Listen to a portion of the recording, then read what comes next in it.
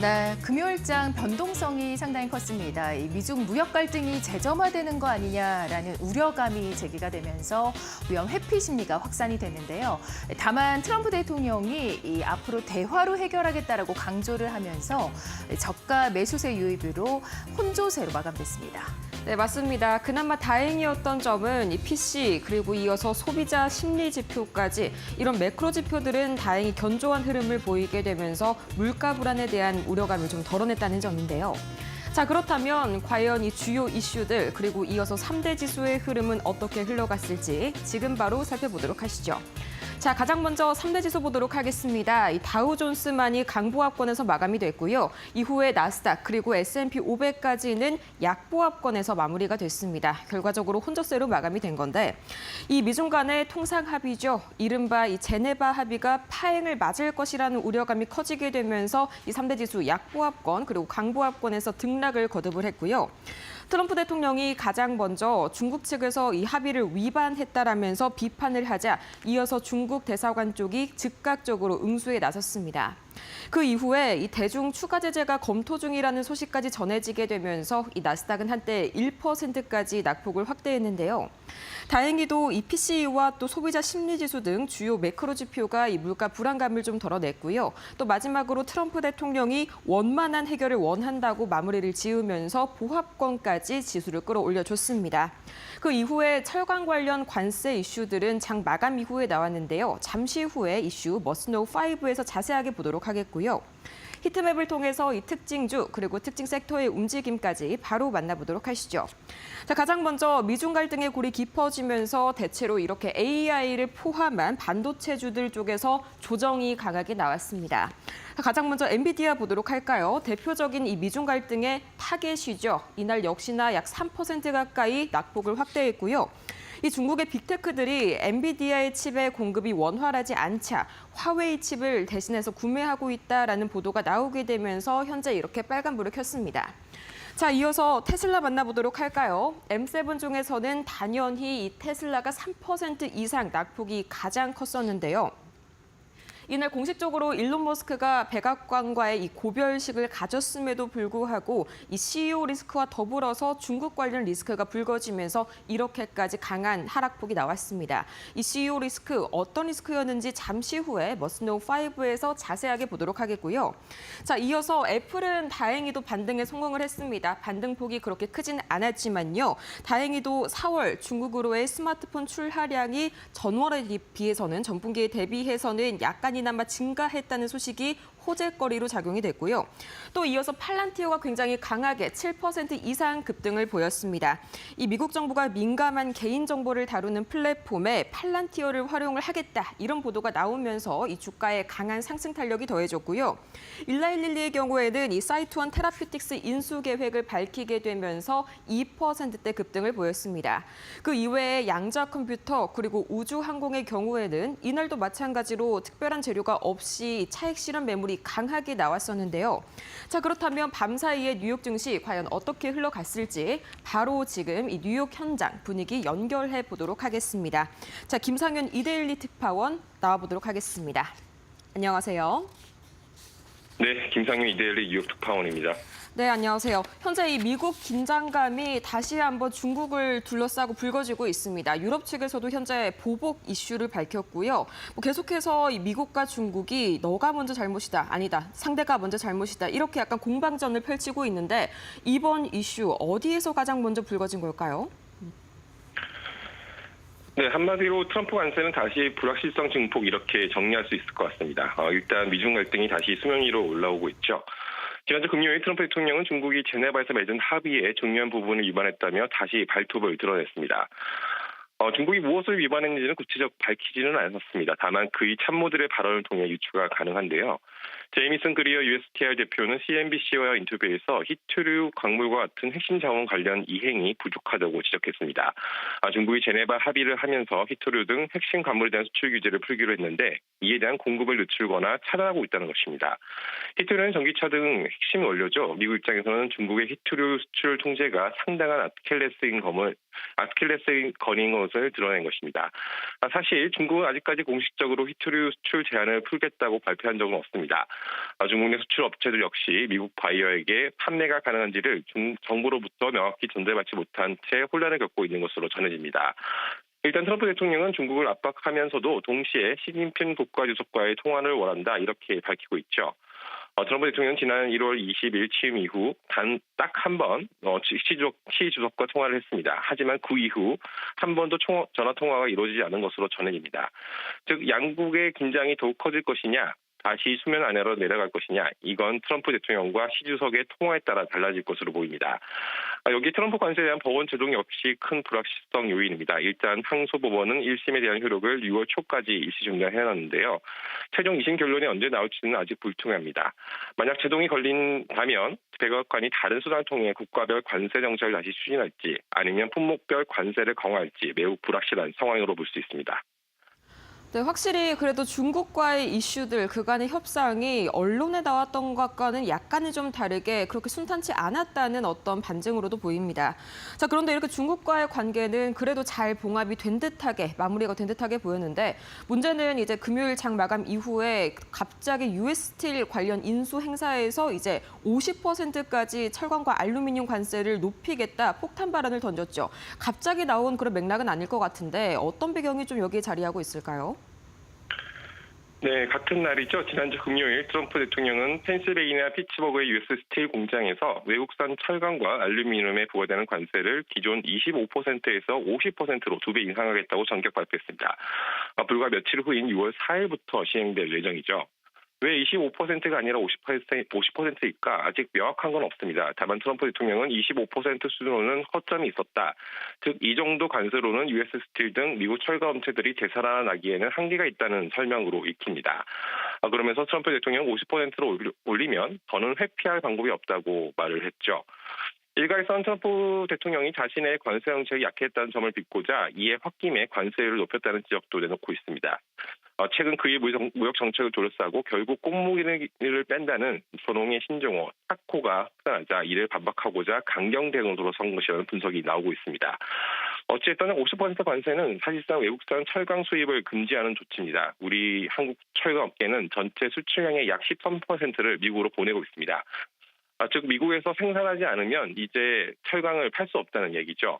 유럽연합, 캐나다, 호주 역시 크게 반발하고 있습니다. 유럽연합은 보복 조치조차 언급하고 있습니다. 트럼프의 예측 불가능한 관세에 각국도 이제 협조보다는 강하게 대응할 가능성도 커지고 있습니다. 이래저래 불확실성이 매우 커졌다 이렇게 봐야 할 것 같습니다. 네, 확실히 좀 계속해서 느껴지는 게 이런 문제들이 불거지게 되면서 미국 소비에도 적신호가 잇따라서 좀 켜지고 있다. 이런 시그널들이 들려오고 있습니다. 아무래도 이번 주 또 발표를 앞두고 있는 이 고용보고서 걱정을 안 해볼 수가 없을 것 같은데 이 관련해서 소비가 고용 지표에 미칠 영향 앞으로 어떻게 진행이 될 거라고 보실까요? 네, 일단 미국의 소비가 점점 둔화하는 모습이 나타나고 있죠. 지난주 금요일 발표된 1분기 GDP 성장률 잠정치 발표에서 소비자 지출은 1분기 1.2% 증가하는 데 그쳤습니다. 앞서 발표된 소포치 1.8% 대비 크게 줄어든 겁니다. 소비는 미국 경제의 3분의 1을 차지하는데요. 미국의 경기가 더욱 빨리 둔화될 수밖에 없는 시그널이죠. 이런 상황에서 공용마저 빨리 악화된다면 경기 둔화 우려는 더욱 커질 수 있습니다. 일단 5월 비농업 일자리는 12만 5천 개의 신규로 늘어날 것으로 예상됩니다. 이는 4월에 17만 7천 개보다 크게 둔화된 수치죠. 실업률은 4.2%로 유지될 것으로 시장은 예상하고 있습니다. 아직까지는 미국 고용이 심하게 악화된 것은 아닙니다. 하지만 둔화되는 속도죠. 예상보다 더 빨리 둔화된다면 다시 경기 둔화, 나아가 경기 침체 우려가 커질 수도 있습니다. 주식시장에는 악재가도 될 수 있으니 고용 상황도 계속 지켜봐야 할 것 같습니다. 맞습니다. 사실상 계속해서 이슈가 됐던 건 물가 그 자체보다도 이제 소프트 데이터 같은 소비 심리 그리고 그 다음이 바로 고용 같은 그런 하드 데이터였죠. 네, 이렇게 해서 저희 김상윤 이데일리 특파원과 이 지난 금요일 뉴욕 증시 상황 함께 살펴보고 왔습니다. 좋은 말씀 고맙습니다. 네, 감사합니다. 네, 이어서 다음으로 이 간밤 특징주들 그리고 주말 사이에 있었던 그런 이슈들 저희 이주혜 앵커와 함께 살펴보도록 하겠습니다.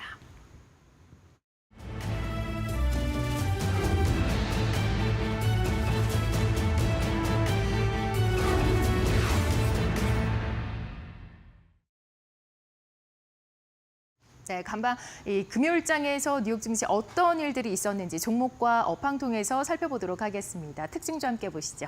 먼저 주요 기술주입니다.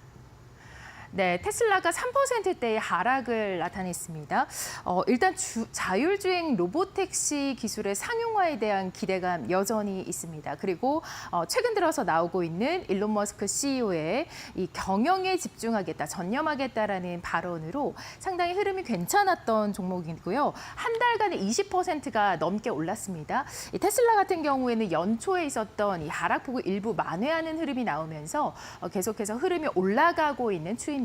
전일장에서는 3%대 하락으로 마감됐습니다. 자, 메타 같은 경우에는 호재가 좀 있었습니다. 일단 AI를 자동화시켜서 제품의 위험성을 평가하겠다라는 메타 측의 소식이 나왔고요. 또한 VR 관련해서 또 AR 관련해서 이 웨어러블 기기들을 계속해서 출시를 할 계획일 것인데 여기에 8년 만에 제외를 했습니다. 안두릴이라는 기업의 CEO죠. 팔머 럭키와 재회를 하면서 앞으로에 대한 기대감을 더욱더 키우고 있습니다.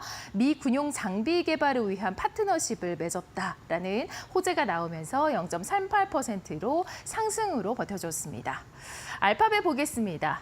이 알파벳 같은 경우에는 0.07%의 하락을 나타내는 모습이 나타났습니다. 온라인 검색 시장에서의 지배력에 대한 법원의 이 불법이라는 위반 혐의에 대한 이 판결이 나왔는데요. 여기에 대해서 이제 알파벳 쪽에서는 항소를 할 예정입니다. 그러나 앞으로의 흐름은 어떻게 흘러갈지 상당히 궁금해지는 모멘텀이 아닌가 싶습니다. 0.07%의 약세권에서 마감됐습니다. 자, 이어서 다음으로 살펴보도록 하겠습니다. 자, 이슈 있는 종목들 볼 텐데요. 일단 우버 같은 경우에는 앞서 말씀드린 대로 이 테슬라의 로보택시에 대한 상용화 기대감이 있죠. 여기에 대해서 좀 불안감이 자기가 되고 있습니다. 그 이유는 이 테슬라 쪽에서 자율주행 로보택시를 만약 출시를 한다면 우버 측의 점유율이 잠식되지 않을까라는 불안감이 팽배하게 자리 잡고 있는데요. 0.17%의 약세권에서 악재의 영향을 받았습니다. 자, 리제네론 보겠습니다. 만성 폐쇄성 폐질환이죠. 이 치료제 임상이 실패하면서 그에 따른 여파로 19%의 하락을 나타냈고요. 조비 에이비에이션 같은 경우에 8%의 급락이 나왔습니다. 차익 실현 매물 출회가 된 것인데요. 이 도요타에서 지분을 추가적으로 매입하겠다라는 소식이 지난주에 들려왔음에도 불구하고 크게 빠지는 모습이 나타났습니다. 다만 이 연초 이후로 주가가 지금까지 9%가량의 상승을 나타내고 있다는 점에서 앞으로 이 투자자들이 고점으로 인식하고 관망세로 접어드는 것이 아니냐라는 분석 나오고 있습니다. 또 다른 이슈들 살펴보도록 하겠습니다. 자, 몬델리즈 인터내셔널 같은 경우 0.03%의 상승으로 마감됐습니다. 유통업체 알디를 상대로 해서 상표권 침해 소송이 제기가 된 것입니다.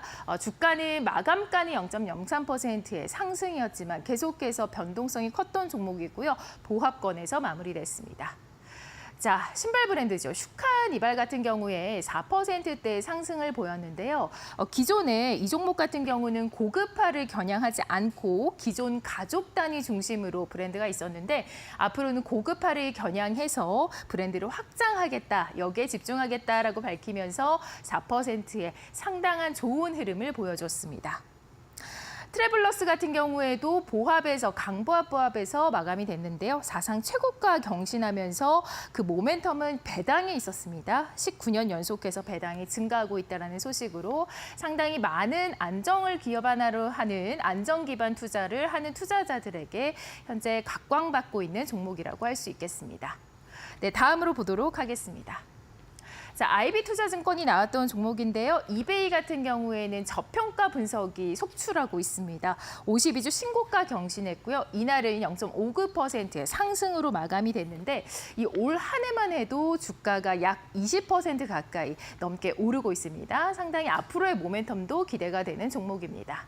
지금까지 특징주 살펴봤습니다.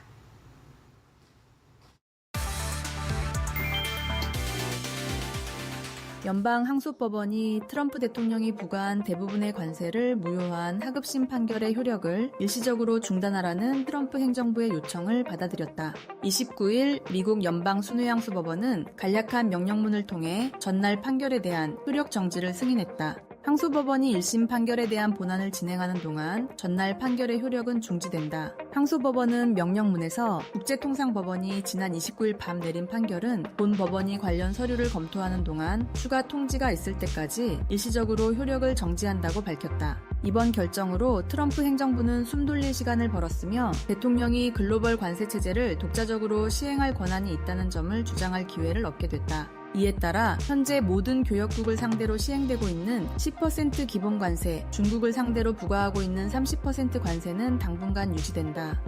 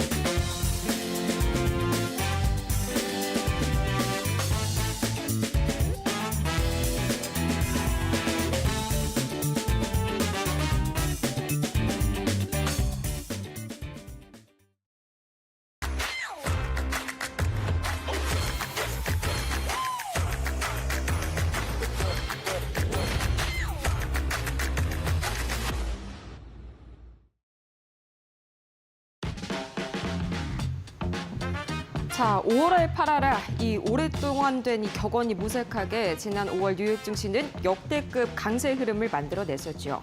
오늘의 머스노우5 지난 5월 증시 다시 한번 토파볼 거고요. 또 5월 후반 들어서 특히나 이 5월 끝마무리에 들어서 다시 한번 흔들리고 있는 이 미국과 중국 사이의 관계, 그 사이의 이슈들에 대해서 자세히 한번 파헤쳐 보도록 하겠습니다. 자, 그 시작점, 5월 강세장의 시작점을 되돌아보자면 바로 이 미중 간의 90일간의 관세 휴전, 바로 제네바 합의였죠. 이 제네바 합의가 불과 21년 만에 파행을 맞을 위기에 주말 사이에 놓였었는데요. 자세한 이슈들 지금부터 바로 살펴보도록 하겠습니다. 자, 이상 신호가 본격적으로 들려왔었던 건 바로 현지 시간 29일이었습니다. 장 마감 직후에 스콧 베센트 미국 재무부 장관이 중국과의 무역 협상이 교착 상태라면서 이 트럼프 대통령과 시진핑 주석 간의 통화를 촉구했는데요. 이어서 지난 금요일 30일이었죠. 장 시작 전에 트럼프 대통령이 SNS를 통해 폭탄 발언을 이어갔습니다. 중국이 무역 합의를 완전히 위반했다면서 좋은 사람이 되어준 대가가 고작 이것이네 상당히 공개적으로 높은 수위로 비난을 이어갔는데 정확히 어떤 지점을 위반했는지 이때 당시에는 밝혀지지가 않았었고요. 이 게시물을 시작으로 금요일 뉴욕 증시는 하락 출발했습니다. 또 같은 날 CNBC와의 인터뷰에서 이 USTR 무역대표부의 그리어 대표가 중국이 히토류 공급을 차단하고 있다면서 협정 이행이 지연되고 있다는 점을 지적했는데요. 여기에서 트럼프 대통령이 언급한 합의 위반이 어떤 것을 의미하는지 유추할 수 있겠죠. 중국은 지난달 4일 히토류 7종 7종에 대한 대미 수출 통제 조치를 내놓은 바 있습니다. 이 제네바 합의에 따르면 미국이 관세를 잠시 유예했던 것처럼 중국 역시 이 수출 제한을 그동안 풀어야 하는데도 그렇지 않고 중국이 버티고 있다는 점을 지적한 겁니다. 여기에 장 중반 들어서는 미국 정부가 중국 테크 기업이 투자한 자회사에게까지 이 규제 범위를 넓히는 방안을 준비 중이란 블룸버그 보도까지 나왔는데요. 이 때문에 시장은 낙폭을 더욱 확대했고요. 주미 중국 대사관까지 즉각 입장을 밝혔습니다. 중국에 대한 차별적인 제한을 중단하라 이런 말을 했었는데 여기에서 차별적인 제한이란 트럼프 행정부가 최근 항공기 엔진과 반도체 등 이 핵심 기술들의 중국 수출을 금지한 것과 함께 미국 내 중국인 유학생들의 비자를 취소하겠다고 예고했었죠. 이런 점을 지적을 한 겁니다. 또 중국은 한마디로 희토류 수출 제한을, 미국은 첨단 기술의 수출 제한을 이 핵심 카드로 서로 내려놓지 못하고 팽팽하게 대립하면서 이번 일이 발생을 한 건데, 다행히 이날 오후 기자회견에서 트럼프 대통령이 시진핑 주석과의 통화 의사를 밝히면서 잘 될 것이다, 봉합하려는 발언을 하자 시장이 낙폭을 축소했습니다. 이 타코라는 새로운 별명에 걸맞는 그런 타코가 연상되는 행보였죠. 갈수록 심화되는 이 미국의 고질적인 재정 문제, 거기에 이어서 대조적으로 미국채를 매도하는 국가가 됐습니다. 현재 중국이요. 이 때문에 중국이 AI와 또 이어서 해군력으로도 맹추격을 해오고 있는 만큼 누구도 양보할 수 없는 상황에서 현재의 관계가 완벽하게 봉합되기에는 다소 시일이 걸릴 것이다라는 전망이 현재 지배적입니다. 자, 그렇게 상황적으로는 표면적으로는 잘 마무리가 되나 싶었지만요. 이 30일 장 마감 이후에 또다시 트럼프 대통령이 한 가지의 폭탄 발언을 내놓게 됐죠. 바로 보도록 하겠습니다. 자, 이 트럼프 대통령이 철강 관세를 기존 25%에서 50%로 깜짝 늘리겠다. 자, 여기에 대해서 유럽연합까지 현재 7월에 맞불을 놓겠다라고 강하게 대응하고 있는 상황인데요. 자, 우선 이 2배 인상하겠다고 전격 발표하게 된 그 이슈, 오는 6월 4일부터 발효가 되는 이번 조치는요, 단순한 무역 합의를 넘어서 대선 국면을 겨냥한 이런 정치적인 행보라는 분석까지 지배적으로 나오고 있고요. 이 발언이 나온 장소는 미국 철강 산업의 상징인 US 스틸 공장. 일본 제철에 인수를 승인한 직후에 노동계의 반발이 거세지자 트럼프 대통령은 고율 관세를 카드로 꺼내들었다라는 분석이 나옵니다. 관세로 외국 철강을 막고 미국 내의 일자리를 지키겠다는 명분을 앞세웠다는 건데요. 하지만 이런 움직임의 문제점은 단순한 보호무역이 아니라 트럼프식 외교 전략의 재시동으로도 읽힐 수가 있다는 거죠. 중국과의 관세 휴전 합의가 흔들리고 또 법원에서까지 관세 정책에 제동을 걸자 트럼프 대통령은 SNS에서 중국을 비난하고 곧바로 철강 관세 인상을 발표하는 등 외부로 시선을 좀 돌리고 있다라는 분석까지 나옵니다.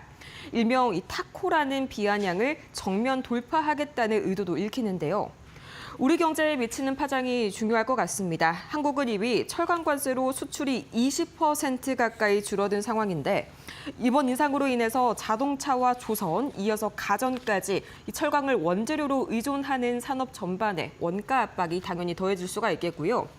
특히나 자동차용 강판 수입 비중이 큰 일부 부품업체들, 이쪽에 직접적인 타격이 불가피합니다.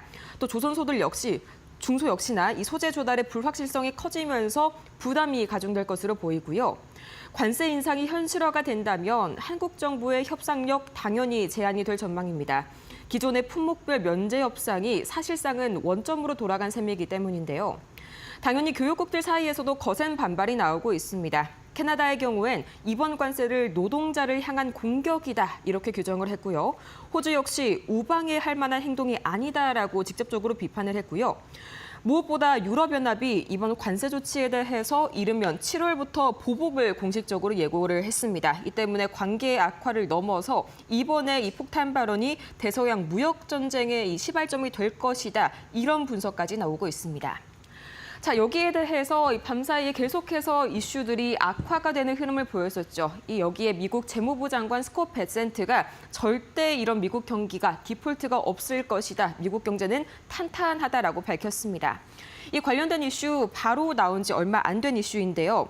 지난 일요일 CBS와의 인터뷰에서 미국은 절대 디폴트하지 않는다. 그런 일은 일어나지 않을 것이라면서 최근에 불안 심리를 강하게 일축한 겁니다.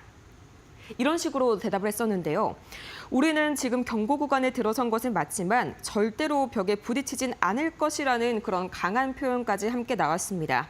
이번 발언은 트럼프 대통령이 추진 중인 이 대규모 예산안, 즉 미국 부채 규모와 또 국채 시장의 건전성에 대한 우려가 커지는 가운데 나왔다는 건데요.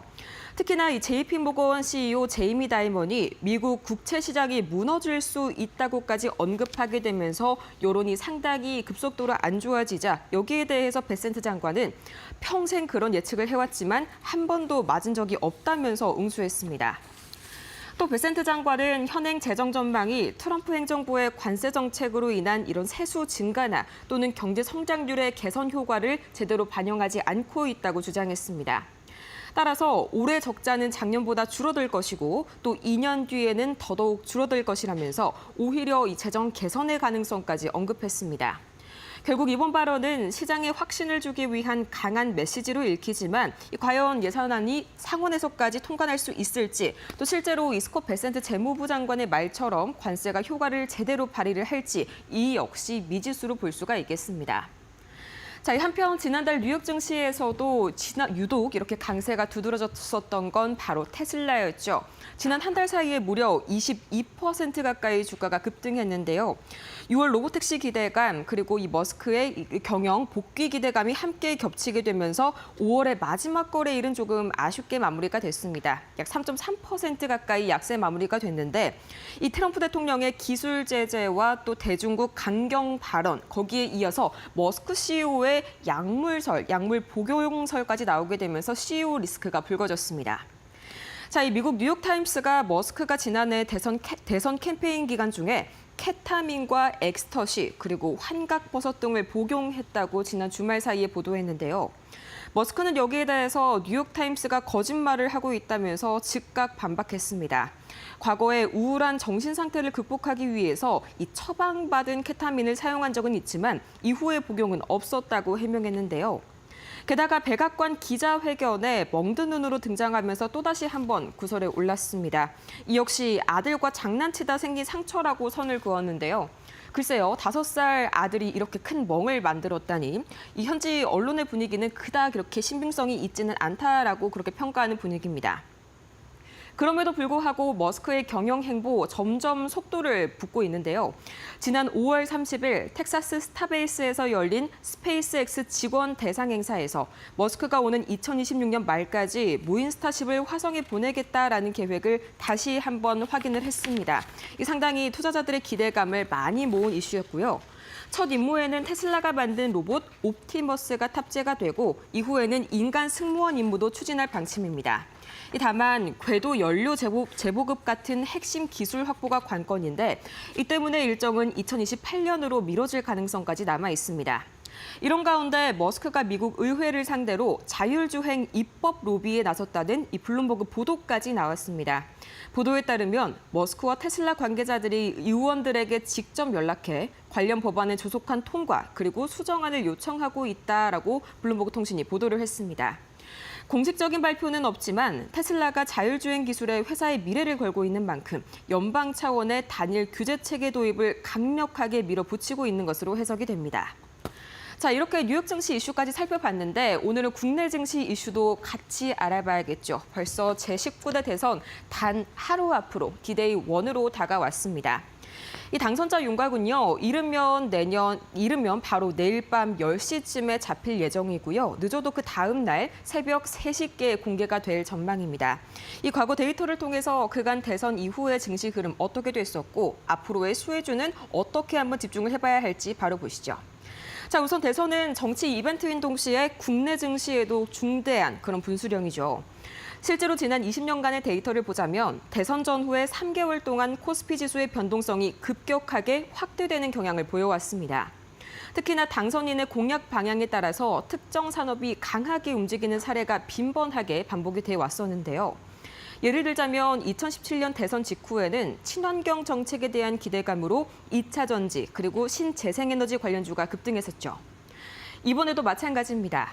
대선 이후에 정책주를 중심으로 단기 상승 흐름이 전개될 가능성이 보다 높아지고 있는데요. 여기에 특히 이번 선거에서는 밸류업 정책, 즉 기업의 지배구조 개선, 주주 환원 확대, 마지막으로 자사주 소각 활성화 등이 핵심 공약으로 마지막에 특히 부상을 하게 되면서 관련 종목에 대한 기대감 커지고 있습니다. 특히나 블룸버그의 보도에 따르면 주요 후보들이 자사주 소각 의무화를 약속하게 되면서 이 증권주와 지주사, 고배당 기업군이 그 중심에 섰고요. 다만 주의할 점도 있겠습니다. 일부 종목은 이미 정책 기대감이 주가에 선반영이 된 만큼 차익 실현 매물 즉각적으로 나올 수가 있겠고요. 실제로 지난 대선들에서도 선거 직후 한 달 동안에는 평균적으로 관련주들에서 조정 흐름이 나타난 사례가 많았습니다. 때문에 단기적인 이런 정책 테마 또는 인맥 테마에만 집중하기보다는 정책의 실현 가능성과 함께 실적이 반드시 뒷받침되는 종목에 주목하는 것이 필요합니다. 또 여야 모두가 강조하는 AI 방산 그리고 저PBR 고배당주, 이번에도 실질적인 정책 수혜 가능성이 높은 섹터로 꼽힌다는 점 다시 한번 알아두시면 좋을 것 같고요. 결국 이번 대선 이후의 키워드는 바로 정책과 실적 그리고 지속성입니다. 이 단기 흐름에 흔들린다기보다는 정책 방향과 함께 기업 펀더멘털 반드시 고려하셔서 투자에 참고를 하셔야겠습니다. 이렇게 오늘 머스노 5 다 같이 살펴보고 왔습니다.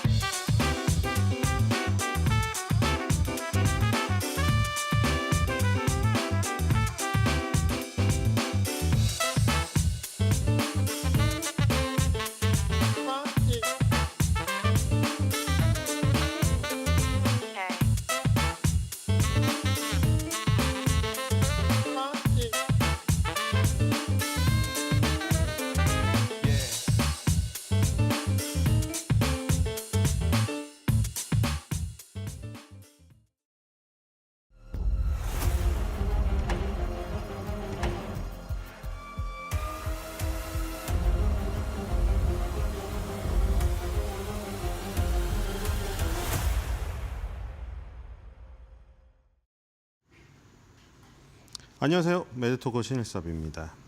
오늘의 주제는 머스크 실망하지마 친구 속은 거야. 트럼프 나왔다 내 자랑거리. 트럼프 누구도 강철같이 단단하고 태산 같은 담을 넘지는 못해. 스콧 베센트 이제는 대장님들끼리 해결하세요. 입니다. 자, 첫 번째 머스크 실망하지마 친구 속은 거야. 뭐냐면 이제 그 도지의 수장으로서의 이제 책임감을 내려놓고 아주 마음 편하게, 그렇죠. 보통 여러 가지 기업을 운영하는 CEO가 마음이 편하진 않지만 앨런 머스크의 특수한 상황이라면 도지의 그 도지 효율부 수장의 자리를 내려놓는 것이 마음이 편하죠. 왜냐면 자기가 하고 싶은 거. 앨런 머스크의 꿈이 뭡니까? 앨런 머스크의 꿈은 전기 자동차가 아닙니다. 화성으로 인류를 이주시키는 거죠. 그렇죠? 그게 중학생 때부터 꿈꾸던 꿈이에요. 자기가 만든 게임이 화성을 가는 게임이 자기가 게임을 만들어서 팔았어요. 중학교 때. 그 꿈을 이루려고 이제 하다가 트럼프라는 사람을 만나서 좀 도와주고자 지지 선언을 하면서 도지 효율부 수장을 맡았을 뿐이지 자기의 꿈은 그게 아닙니다. 마치 막 나와가지고 이제 막 정부에 칼을 대고 막 효율성을 추구하고 그동안 부정부패들을 잡아내고 이러니까 앨런 머스크의 꿈이 막 저런 거 잡들이 하는 사람이었나 꿈이? 하지만 그런 건 아니었죠. 그러니까 이제 부담이 상당히 크게 돌아오니까 내려놨습니다.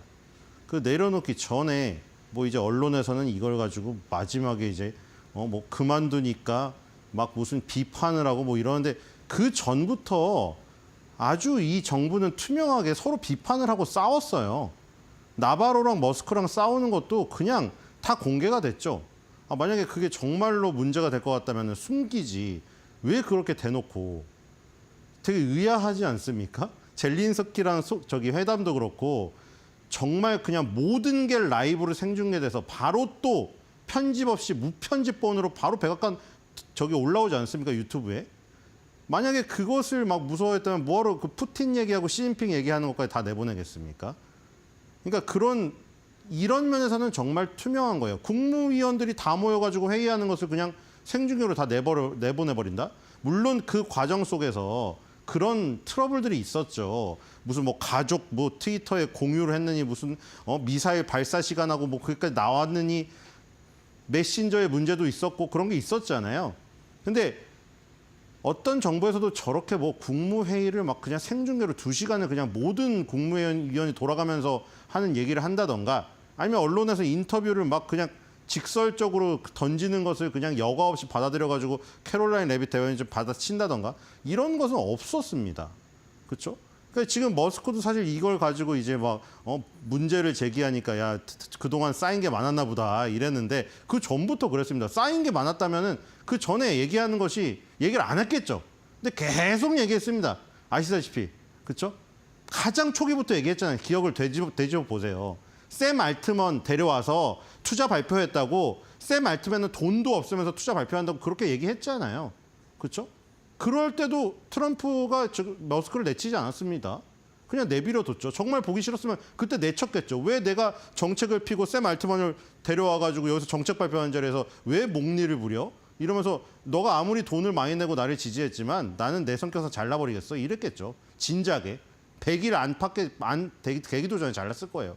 그러니까 그런 것들은 굉장히 언론의 약간 비판이 아니 그냥 비난이 아닐까 이런 생각이 들고요. 어쨌든 이 앨런 머스크가 이런 얘기를 했습니다. 자, 하나의 크고 아름다운 법안이죠. 지금 트럼프가 통과시키려는 큰 감세 법안이 하원에서 한 표 차이로 통과가 됐고 이제 상원에 공이 넘어가 있잖아요. 근데 이제 그 법안을 보고 이제 앨런 머스크가 실망했다고 하니 언론에서는 이제 뭐 또 하마평에 딱 오르기 딱 좋은 거죠. 자, 앨런 머스크 그동안 사이가 안 좋았네. 쌓인 게 많았네. 법안이 자기랑 전혀 마음에 안 들어서 그래서 도지를 그만두는 거네. 왜냐면 앨런 머스크가 이게 내가 도지를 운영하면서 여러 가지 부정부패를 찾아내고 이런 것들을 깎아놓은 것을 이 감세 법안이 다 되돌려놨다. 뭐 이런 얘기를 했으니까요. 자, 그래서 이제 하원 의장이 나왔죠. 그 스파이더맨 옛날 사람 닮은. 자, 그래서 이제 친구한테 설명하는 긴 문자 메시지를 보냈대. 앨런 머스크한테 보냈다는 겁니다. 내가 그걸 설명하려고. 이분이 거의 주도를 해서 통과시킨 거 아닙니까? 한 표 차이로 겨우 그 결정이 난 게 이분이 돌아다니면서 전부 설득을 했죠. 공화당원 중에서도 그 공화당 의원 중에서도 반대하는 표가 있었기 때문에 그걸 단속하려고 물론 끝까지 의지를 못 꺾은 몇 명이 있었겠죠. 있는데 어쨌든 한 표 차이로 통과시키는 큰 공이 나왔습니다. 그러니까 지금 상원에다가 공을 넘긴 다음에 계속 압박을 가할 수 있게 되었죠. 7월 4일로 못 박아서 독립기념일까지 해라.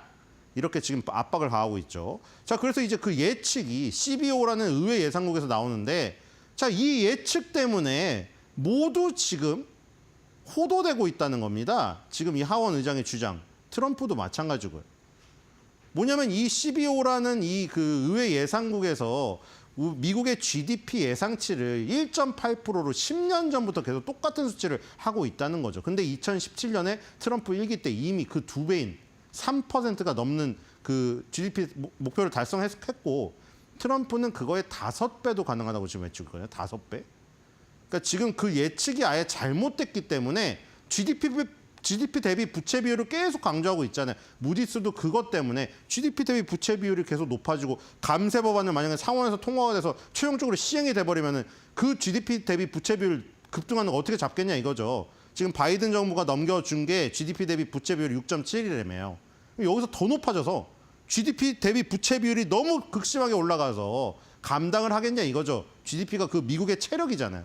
체력이 그 정도밖에 안 되는데 부채 비율이 계속 높아지면 어떻게 하느냐. 너네 디폴트 선언할 수도 있다. 미국이 부도날 수도 있다. 물론 트럼프는 얘기하고 있죠. 250년 동안 우린 디폴트 한 적이 없는데 무슨 얘기냐. 연장하면 그만인데. 뭐 그런 얘기 하고 있고.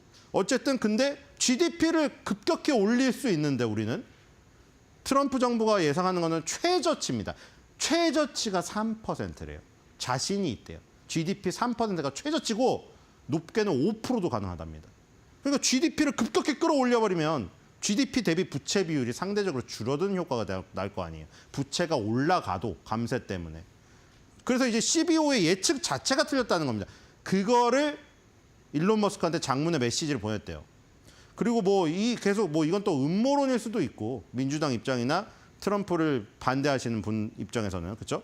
거대 민주당에 기부를 한다. 원래 이게 초당적인 단체거든요. 의회의 예산국이란 게 의회에서 예산 편성하는 그 어떤 기구잖아요. 근데 거기에 이제 거대 민주당이 기부를 한다고 이 그 공화당 출신 하원 의원, 공화당 지금 현재 공화당 의원이자 하원 의장인 이분이 이렇게 주장하고 있습니다. 자, 그리고 이제 법안으로 촉진할 엄청난 경제 성장에 대한 공을 우리에게 돌리지 않는다는 뜻이다. 그러니까 의회 예산국이 저렇게 GDP 예상치를 짜게 잡는 이유가 지금 트럼프 행정부가 들어섰으니까 여기서 뭐가 잘 돼서 좋은 얘기가 나와버리면 그 공이 트럼프 행정부한테 가니까 싫다 이거예요. 하원 의장이 주장하는 건. 그게 싫으니까 공을 돌리기 싫어가지고 일부러 저러는 거다. 트럼프의 관세 정책으로 인해 발생하는 새로운 수입에 대해서는 아무런 언급도 안 하고 있다. 자, 트럼프도 똑같은 얘기죠. 똑같은 얘기. 똑같잖아요. 거의 복사.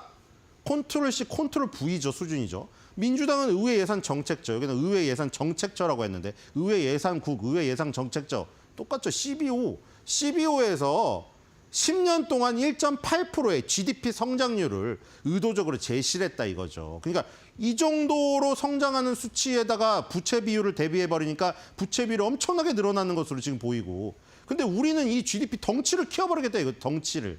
GDP가 키나 몸무게를 키우는 거예요. 코끼리만큼 키워가지고 부채 비율이, 그러니까 그거죠. 이 뭐 약간 그 곰돌이만한데 걔 곰돌이 그 몸에 흙 묻은 거보다, 흙 묻은 건 잘 보일 거 아니에요. 곰돌이, 애기 곰돌이. 예를 들어서 하마나 공룡처럼 몸을 키워버려요. 그럼 거기에 묻은 발자국 흙은 되게 조그맣게 보일 거 아니에요. 그래서 지금 트럼프 행정부는 그걸 지금 얘기하고 있는 겁니다. 우리 몸집을 빨리 키워버릴 건데 감세 법안 한다고 부채 늘어나는 거 우리가 몸집 키우는 속도에 못 따라올 건데. 근데 왜 자꾸 12호 너네는 1.8%를 잡고 있어? 그리고 하원 의장은 민주당이 기부를 해서 이러고 있다. 우리한테 공을 돌리지 않기 위해서. 뭐 이러고 있고요. 2017년에 우리는 같은 일을 했었다. 내가 또 부정선거 외치고 있죠. 부정선거 때문에 잠깐 바이든한테 정권을 넘겨줬지만 이 얘기 때 했던 일이고. 자, 1.8에 3배, 4배, 심지어 5배까지. 그리고 여기 나오죠. 최소 예상 성장률이 3%래요. 지금.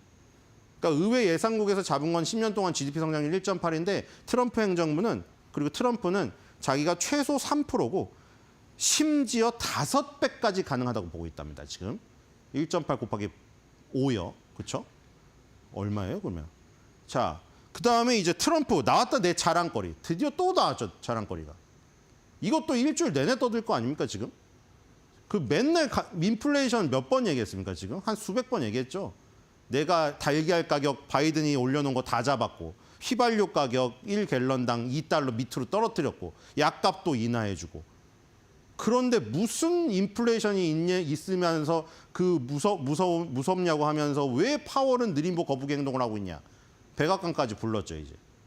자, 이제 결정적으로 연준의 홈페이지에 뭐가 올라와 있죠? 연준의 두 가지 이중책무, 맨날 그 파월 의장과 연준의 모든 의원들이 무슨 연설 때마다, 의회 증언 때마다, 어디에 가서 인터뷰마다 맨날 어떤 똑같은 다른 사람이 나도 똑같은 말을 하잖아요. 두 개의 이중책무가 있다. 우리는 교과서에서 정말 외운 대로 말하잖아요. 우리는 물가 안정과 최대 고용이라는 이중책무를 시행하기 위해서 항상 열심히 국민들만 보면서 달려가고 있습니다. 모든 사람이 그 얘기는 똑같이 해요. 그렇죠? 그래서 이제 이중책무, 물가 안정과 최대 고용을 위해서 그 보는 지표들이 그 연준 홈페이지에 올라와 있잖아요. 대표적으로. 그게 이제 물가 쪽에서는 PC이고 최대 고용 쪽에서는 실업률이 나와 있잖아요. 그렇죠? 거기서 PC를 본다니까 이게 만약에 낮게 나오면 트럼프는 지금 말할 게 너무 많아지죠. 근데 트럼프가 원하는 결과가 딱 나와버렸네요, 이게. 그렇죠? 개인 소비 지출 PC가 2.1이 나왔어요. 그 지금 2.1이면은 아까 물가 안정이랑 최대 고용이라는 두 마리 토끼가 사실 잡기가 진짜 어려운 겁니다. 그거는 인정을 해줘야 되는데, 왜냐면 물가를 잡으려고 금리를 높여버리면 어떻게 돼버려요? 그건 고용이 안 돼버려요. 고용을 늘리려고 금리를 내려버리면 물가가 폭등해버려요. 이 두 개를 잡기 위해서 너무 힘든데, 어쨌든 PC의 목표가 뭡니까? 연준의 공식적인 목표가 개인 소비 지출 PC 2%예요. 근데 지금 2.1 나왔거든요. 그럼 만약에 2% 지금 0.1 차이까지 좁혀들잖아요. 그럼 만약에 2% 나오면은 이제 트럼프가 계속 압박해도 할 말이 없어, 이제 이렇게 되면. 연준 너네 홈페이지에 올려놨잖아. 이 PC 2% 목표라고. 2% 됐네? 왜 근데 금리 안 내려? 또 내 정권에 반항하는 거냐? 이렇게 나옵니다. 또. 그렇죠? 전월 대비로는 0.1% 상승했는데 전년 대비 상승률은 2.1%로 연준의 PCE 목표치인 연간 2%에 거의 도달된 상태가 나왔습니다. 물론 여기에 트럼프가 지금 여러 가지 추구하고 있는 관세가 여기 확 다 들어가진 않았기 때문에 또 신중론자들은 계속 또 다음 달을 봐야 된다 이러고 있는데, 일단 지금 이렇게 나오니까 온갖 인터뷰에서 트럼프가 전부 이거를 들고 나왔습니다. 자, 일단 트럼프 누구도 강철같이 단단하고 탈산 같은 담을 넘지 못해. 자, 이게 가장 중요한 이슈였죠, 사실. 이게 지금 주말을 지나면서 가장 중요한 이슈였죠, 지금.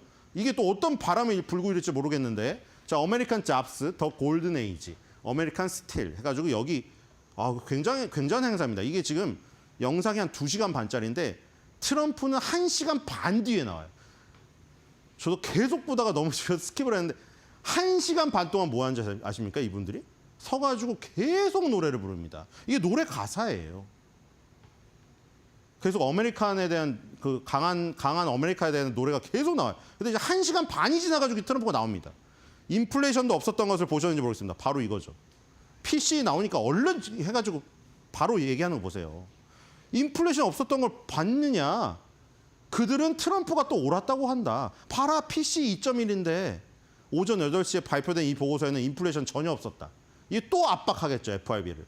근로자와 국민 모두의 소득이 엄청나게 증가했다. 자, 발표는 그리고 중대 발표를 하죠. 스콧 베센트 재무장관 하워드 류튼이 장관을 대신하여 내가 발표하겠다. 준비됐습니까? 하더니 자, 들을 준비 됐습니까? 하더니 갑자기 충격적인 숫자를 또 발표합니다. 25%의 관세면 철강 알루미늄에 25% 관세가 있었잖아요.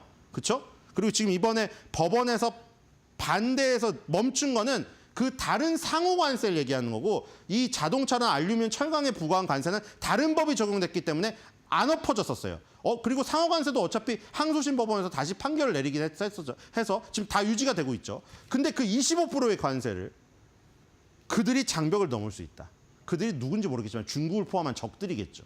자, 그런데 25%도 높았지만 이걸 넘을 수 있으니 이거에 2배를 때리겠다고 하면서 무려 50% 관세를 충격적인 관세를 또 발표합니다. 당연히 지금 피츠버그의 이 노동자들, 펜실베니아주 항상 그 캐스팅 보트 되는 곳 있잖아요. 거기에 피츠버그 스틸러스나 여러분들 피츠버그 항상 스포츠 팀들이 스틸러스라고 그 강철 이름을 달고 있잖아요. 왜냐하면 피츠버그가 철강의 도시이기 때문이에요. 50% 관세율이면 그들은 더 이상 넘지 못할 것이다. 자, 그리고 이런 얘기까지 합니다. 중국한테 그동안 그렇게 당한 거죠. 중국이 싸구려 철강을 막 내보내니까 그 저가 공세에 다 무너진 거예요. 우리나라 포스코도 마찬가지고. 자, 그래서 상하이에서 수입되는 조잡한 철강이랍니다. 조잡한. 그러니까 이런 싸구려라는 완전 싸구려고 질이 떨어지는 철강으로 막 아파트 짓고 이런 건설되는 걸 나는 원하지 않는다는 거예요. 그렇죠? 아예 그냥 찍어버렸죠. 딱 상하이라고, 중국의 상하이라고. 그 다음에 이제 US 스틸, 그 다음에 니폰 스틸, 일본 제철의 회사의 미래에 140억 달러를 투자하면서 역사상 최고 금액의 투자를 발표를 했습니다. 자, 그래서 이제 피츠버그 스틸러스 미국 풋볼 팀에 이 또 저기 47번을 단 유니폼을 선물해줬죠. 자, 그 다음에 스콧 베센트 장관이 또 나옵니다. 지금 제가 계속 구도 알려드렸죠. 스콧 베센트 이제는 대장님들끼리 해결하세요. 구도 알려드렸죠. 금요일 날은 항상 캐롤라인 레빗 대변인이 나와서 대변인 성명을 발표합니다. 그리고 트럼프는 저렇게 가는 곳마다 자기가 그 경제 지표를 따가지고 발표를 하고 자기의 자화자찬을 하죠. 그 다음에 스콧 베센트 장관은 뭐합니까? 언론을 싹 돕니다. 그러면서 그 뒷얘기라던가 실무적인 얘기를 자세히 펼쳐집니다. 그 3인방이 지금 전부 그 대두에 나서가지고 선두에서 지금 얘기하고 있는 겁니다. 자, 중국에 대해서 당연히 물어봤죠. 저런 얘기가 있으니까. 지금 중국으로 수출을 억제하고 있다. 자, 이제 그리고 제네바 있죠. 스위스 제네바에서 그 아름다운 호수 앞에서 협상을 처음으로 하지 않았습니까? 그래서 이제 뭐 어떤 언론에서는 트럼프가 무릎을 꿇었네. 왜 145%에서 갑자기 그렇게 낮춰줘. 뭐 이런 얘기도 하고. 아니다. 그게 바로 유연성을 발휘해가지고 그렇게 움직이지 않던 중국을 끌어내가지고 어쨌든 간에 협상장에 끌어내서 뭔가 하나 첫 단추를 끼지 않았느냐. 이게 긍정적으로 보는 사람도 있습니다. 근데 이제 다시 또 악화되려는 조짐이 있어요, 지금. 거기서 맺었던 제네바의 협정을 위반했다고 지금 비난하고 있답니다. 트럼프가. 지금 이유에 대해서도 그러는데 트럼프는 그게 싫은 것 같아요. 파월한테도 맨날 느림보 거북이라고 하잖아요. 그러니까 뭔가 조금 지체되거나 상대방이 열의를 보이지 않고 뭔가 회피하려는 움직임이 자꾸 보이면은 성질이 돋는 것 같아요. 지금도 왜 뭘 위반했다고 하냐면은 정성을 안 보인다는 거죠. 그러니까 지금 가장 민감한 게 뭐죠? 중국의 희토류죠. 그 희토류에 대한 거를 빨리 얘기를 안 하고 맨날 돌려가지고 계속 곁다리만 얘기하고 있다는 거죠. 트럼프가 지금 그 제네바 협정을 다 무시했다는 거예요. 지금 중국이. 그래서 위반했다고 지금 생각을 하고 있답니다. 그래서 스콧 베센트는 지금 자기가 할 일이 아니래요. 여기서 지금 이 정도의 문제는 가장 높은 사람끼리 해결하지 않으면 안 된답니다. 그래서 시진핑 주석하고 통화를 하면은 이 문제가 해결될 것이다. 뭐 여기서 기자가 또 계속 그 옛날 질문 하더라고요. 트럼프가 옛날에 초반에 계속 시진핑 주석하고 통화를 했다고 하는데 그게 증명이 안 됐는데, 그렇죠? 어떻게 그거를 믿느냐, 이 얘기를 또 콕 찌르긴 하더라고요. 왜냐하면 그 트럼프가 계속 시진핑과 통화를 하고 있다고 했잖아요. 근데 시진핑은 아무 말 안 하고 있으니까 이게 진짜 통화를 한 건지 트럼프가 블러핑을 치는 건지 알 수가 없어요. 근데 어쨌든 간에 스콧 베센트가 이제 이번에는 곧 뭔가 볼 수 있을 것 같다, 마가렛. 자, 그 다음에 또 이 얘기하죠. 자, 3인방 똑같습니다. 이 구도가. 자, PC가 낮게 나왔으니 지금 가장 요구하고 있는 게 뭐예요? 우리 정부는 인플레이션을 이렇게 낮추고 있는데 왜 FRB에서 금리 인하를 통해 가지고 안 도와주느냐, 계속 이걸 강조하고 있잖아요. 그래서 또 얘기합니다. 자, 인플레이션 수치가 4년 만에 지금 가장 좋다. 가장 좋지 않은 건 낮게 나왔다는 거죠. 아니, 인플레이션을 이렇게 잡아놓고 인플레이션 물가 상승 위험이 전혀 없는데 도대체 왜 자꾸 FRB 위원들하고 의장은 뭐 인플레이션 위험 때문에 신중히 뭐 바라봐야 되고 금리 인하 카드를 지금 쓸지 말지 결정을 못 하겠다 이러고 있으니까 지금 스콧 베센트 재무장관하고 지금 트럼프 대통령은 답답해 죽겠는 것 같아요. 그렇죠? 그 얘기를 했고요. 자, 그다음에 이제 유나이티드 스틸 지금 이 주가를 US 스틸 주가를 좀 보겠습니다. 오, 야, 주가가 여기서 완전히 여기 딱 보이죠? 차트를 모르더라도 약간 좀 답답한 어떤 느낌이 있었는데 여기서 뭔가 터졌죠? 그렇죠? 너무 시원하게. 여기 보시면 거래량도 갑자기 뻥 터졌죠? 그래서 뭔가 답답한 거는 확 치솟는 모습이 느껴지지 않습니까? 자, 이런 어떤 아까 전에 그 노동자들이 막 서서 막 박수를 치던 그 환호하는 장면하고 굉장히 이 차트의 모습이 뭔가 영감이 이어지지 않습니까? 이런 모습이 지금 나왔고, 주봉입니다. 자, 주봉도 이렇게 상승을 하여 지금 2024년도 초반에 기록했던 그 가격을 살짝 깨고 올라갔습니다. 그렇죠?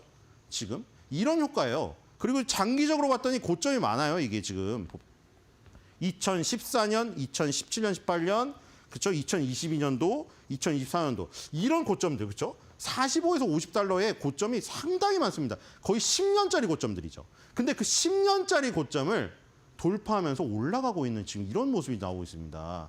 그러니까 지금 이런 것 때문에 환호하는 사람은 또 환호하는 거예요. 그러니까 트럼프가 말만 하고 이런 게 안 나오면은 좀 뭔가 명색이 안 쓰는데 거의 뭐 트럼프 리딩방이라는 얘기가 나올 정도로, 뭐 물론 정말로 자기가 돈을 걸고 리딩방을 해가지고 그러면 대통령 직위에서 물러난 뒤에 이제 나중에 법의 심판을 받아야겠죠. 근데 그게 아니고 정말로 이런 어떤 정책을 통해 가지고 리딩방이라는 이름이 그냥 어떤 재미로 밈으로 붙을 상황이고, 진짜 무슨 법에 위반을 안 하는 상태에서 이렇게 주가까지 올려줘 버리면 환호를 할 수밖에 없는 거죠. 이게 지금 이런 상황이 됐고요. 자, 그리고 이제 경고를 합니다.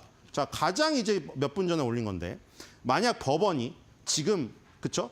하급심에서 관세법원에서 태클을 걸었죠. 그러다가 항소를 하니까 항소심 법원에서 다시 11명이 저 표를 던져가지고 관세를 이어갈 수 있게 됐어요. 근데 이제 대법원으로 가게 되잖아요. 만약에 법원이 이번에 예상치 못한 관세에 대해서 우리에게 불리한 판결을 내린다? 미리 선제적으로 이거 써놓은 거예요, 여기다. 법원 너네 잘 판단해라.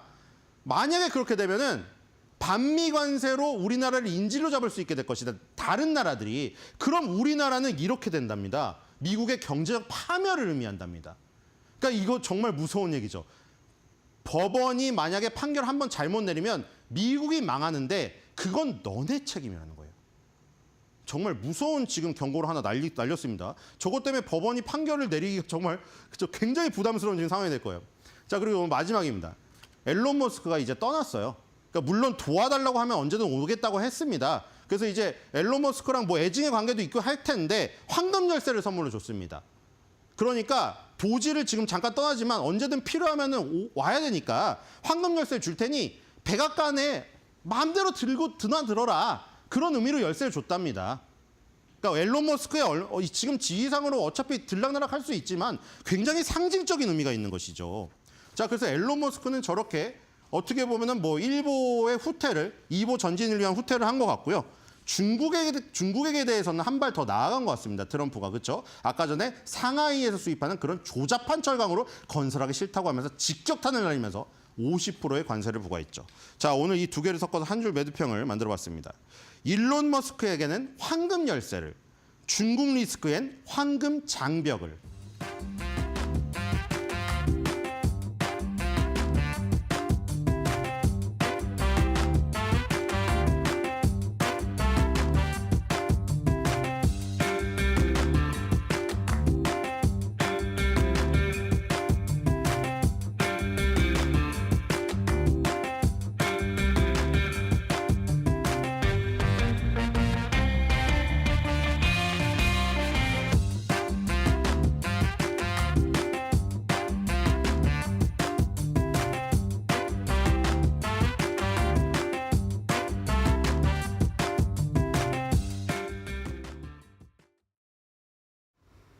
네, 뉴욕 증시를 한눈에 보는 증시 일정 보도록 하겠습니다.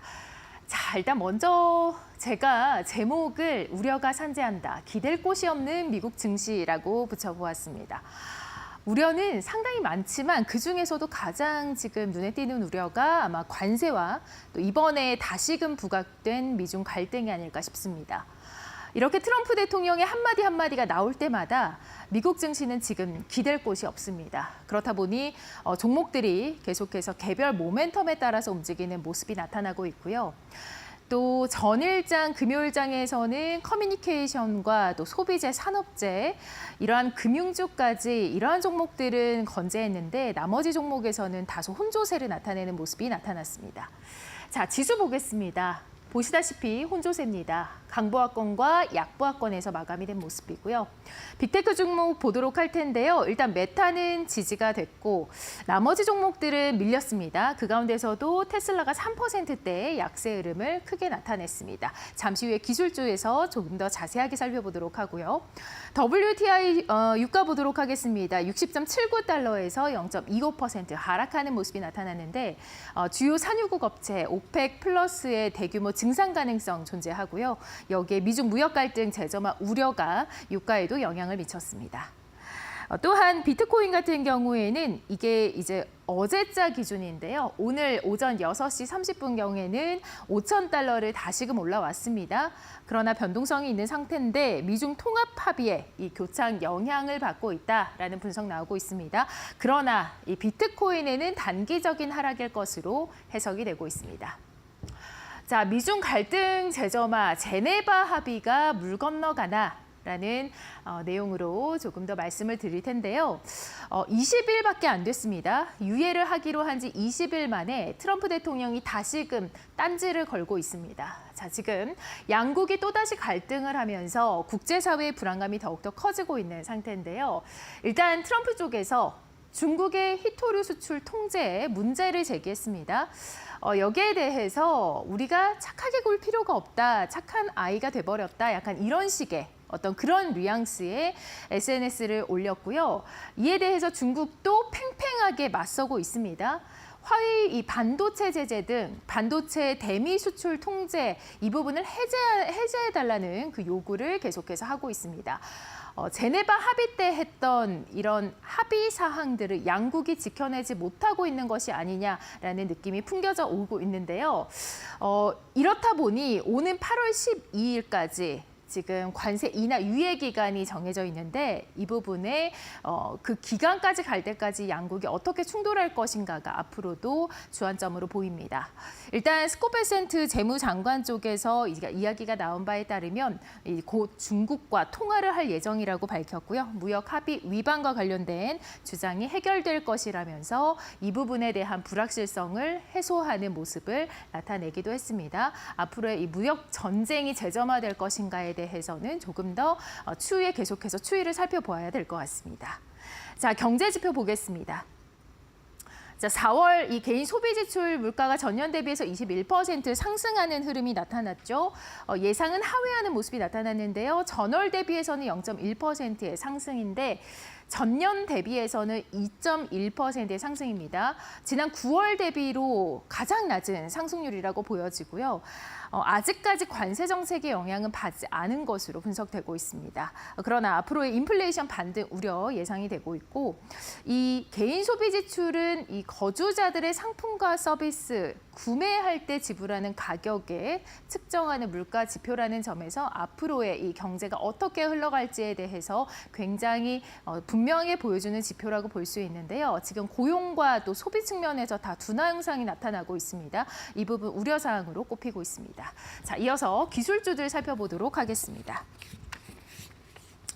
자, 테슬라가 많이 빠졌는데요. CEO 리스크 있었죠. 약물 복용 의혹을 뉴욕타임즈에서 제기를 하면서 이 부분에 대해서 강력하게 타격을 받았습니다. 3.34%의 약세권에서 마감이 됐고 이에 대해서 주말 사이 머스크는 이 부분 사실 몇 달 전, 몇 년 전에 복용했던 거다라고 반박을 내놓긴 했습니다. 그러나 CEO 리스크가 이 주가에 상당한 영향을 미쳤다라는 점에서 테슬라 지금 약세권 흐름을 좀 주목해서 보셔야겠고요. 다만 이 테슬라 같은 경우에는 로보택시 상용화에 대한 기대감이 여전히 있습니다. 이번 달 12일에 텍사스 오스틴에서 출시를 할 계획이라는 점 계속해서 모멘텀으로 작용할 가능성이 높습니다. 그리고 이 트럼프 대통령 행정부에서 정부 효율부를 이끌었던 이 머스크 같은 경우에는 이번 주에 이 직을 내려놓겠다. 이제는 친구나 조언조로 남겠다라고 밝히면서 정부와의 연결성을 확실하게 끊었습니다. 또한 나사의 이 국장의 지위가 될 수도 있을 법한 아이제먼 같은 경우에도 머스크의 측근으로 불리고 있는데요. 이 사람의 국장 지위 해제도 트럼프가 내놓으면서 머스크와는 이제 단절이 되는 것이 아니냐라는 모멘텀까지 나오고 있습니다. 반사로 머스크가 경영에 전념하고 또 집중할 수 있겠다라는 생각을 투자자들이 할 수 있을 것 같습니다. 자, 메타 같은 경우에는 0.38%의 상승 흐름이 나타났습니다. 상당히 지지를 하는 모습이 나타났는데 모멘텀이 몇 가지 있었습니다. 일단 이 메타의 경우에는 제품의 위험성 평가를 이제 AI를 통해서 자동화하겠다라고 밝혔는데요. 이 부분은 업데이트 속도를 조금 더 올리면서 앞으로 이 메타의 제품이 조금 더 빨리 출시가 되는 것이 아니냐라는 기대감을 불러일으키고 있습니다. 0.38%에서 상승 마감됐습니다. 또 알파벳 보도록 하겠습니다. 이 알파벳 같은 경우에는 이 구글의 반독점과 관련한 법원의 판결이 있었습니다. 온라인 반독점에 대한 어떤 부정적인 판결이 나왔는데 여기에 대해서 구글은 항소를 할 것으로 지금 밝히고 있습니다. 알파벳 0.07%에서 약세권에서 마감됐고요. 앞으로의 추이도 한번 살펴보셔야겠습니다. 자, 한눈에 보는 주요 일정, 오늘은 말씀드렸듯이 개인 소비 지출 언급을 해드렸고 이 한국의 대미 수출 8.1%의 하락을 좀 주목을 해봐야 될 것 같은데요. 반도체 수출 지금 호조를 이어가고 있습니다.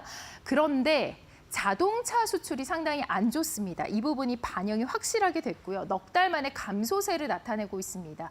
수출 의존도가 높은 우리나라 같은 경우에는 반도체 자동차 수출의 어떤 지표들을 주목을 해봐야 되는데요. 자동차 수출의 감소세로 8.1% 하락이 됐다는 점 주목을 해봐야 될 것 같고요.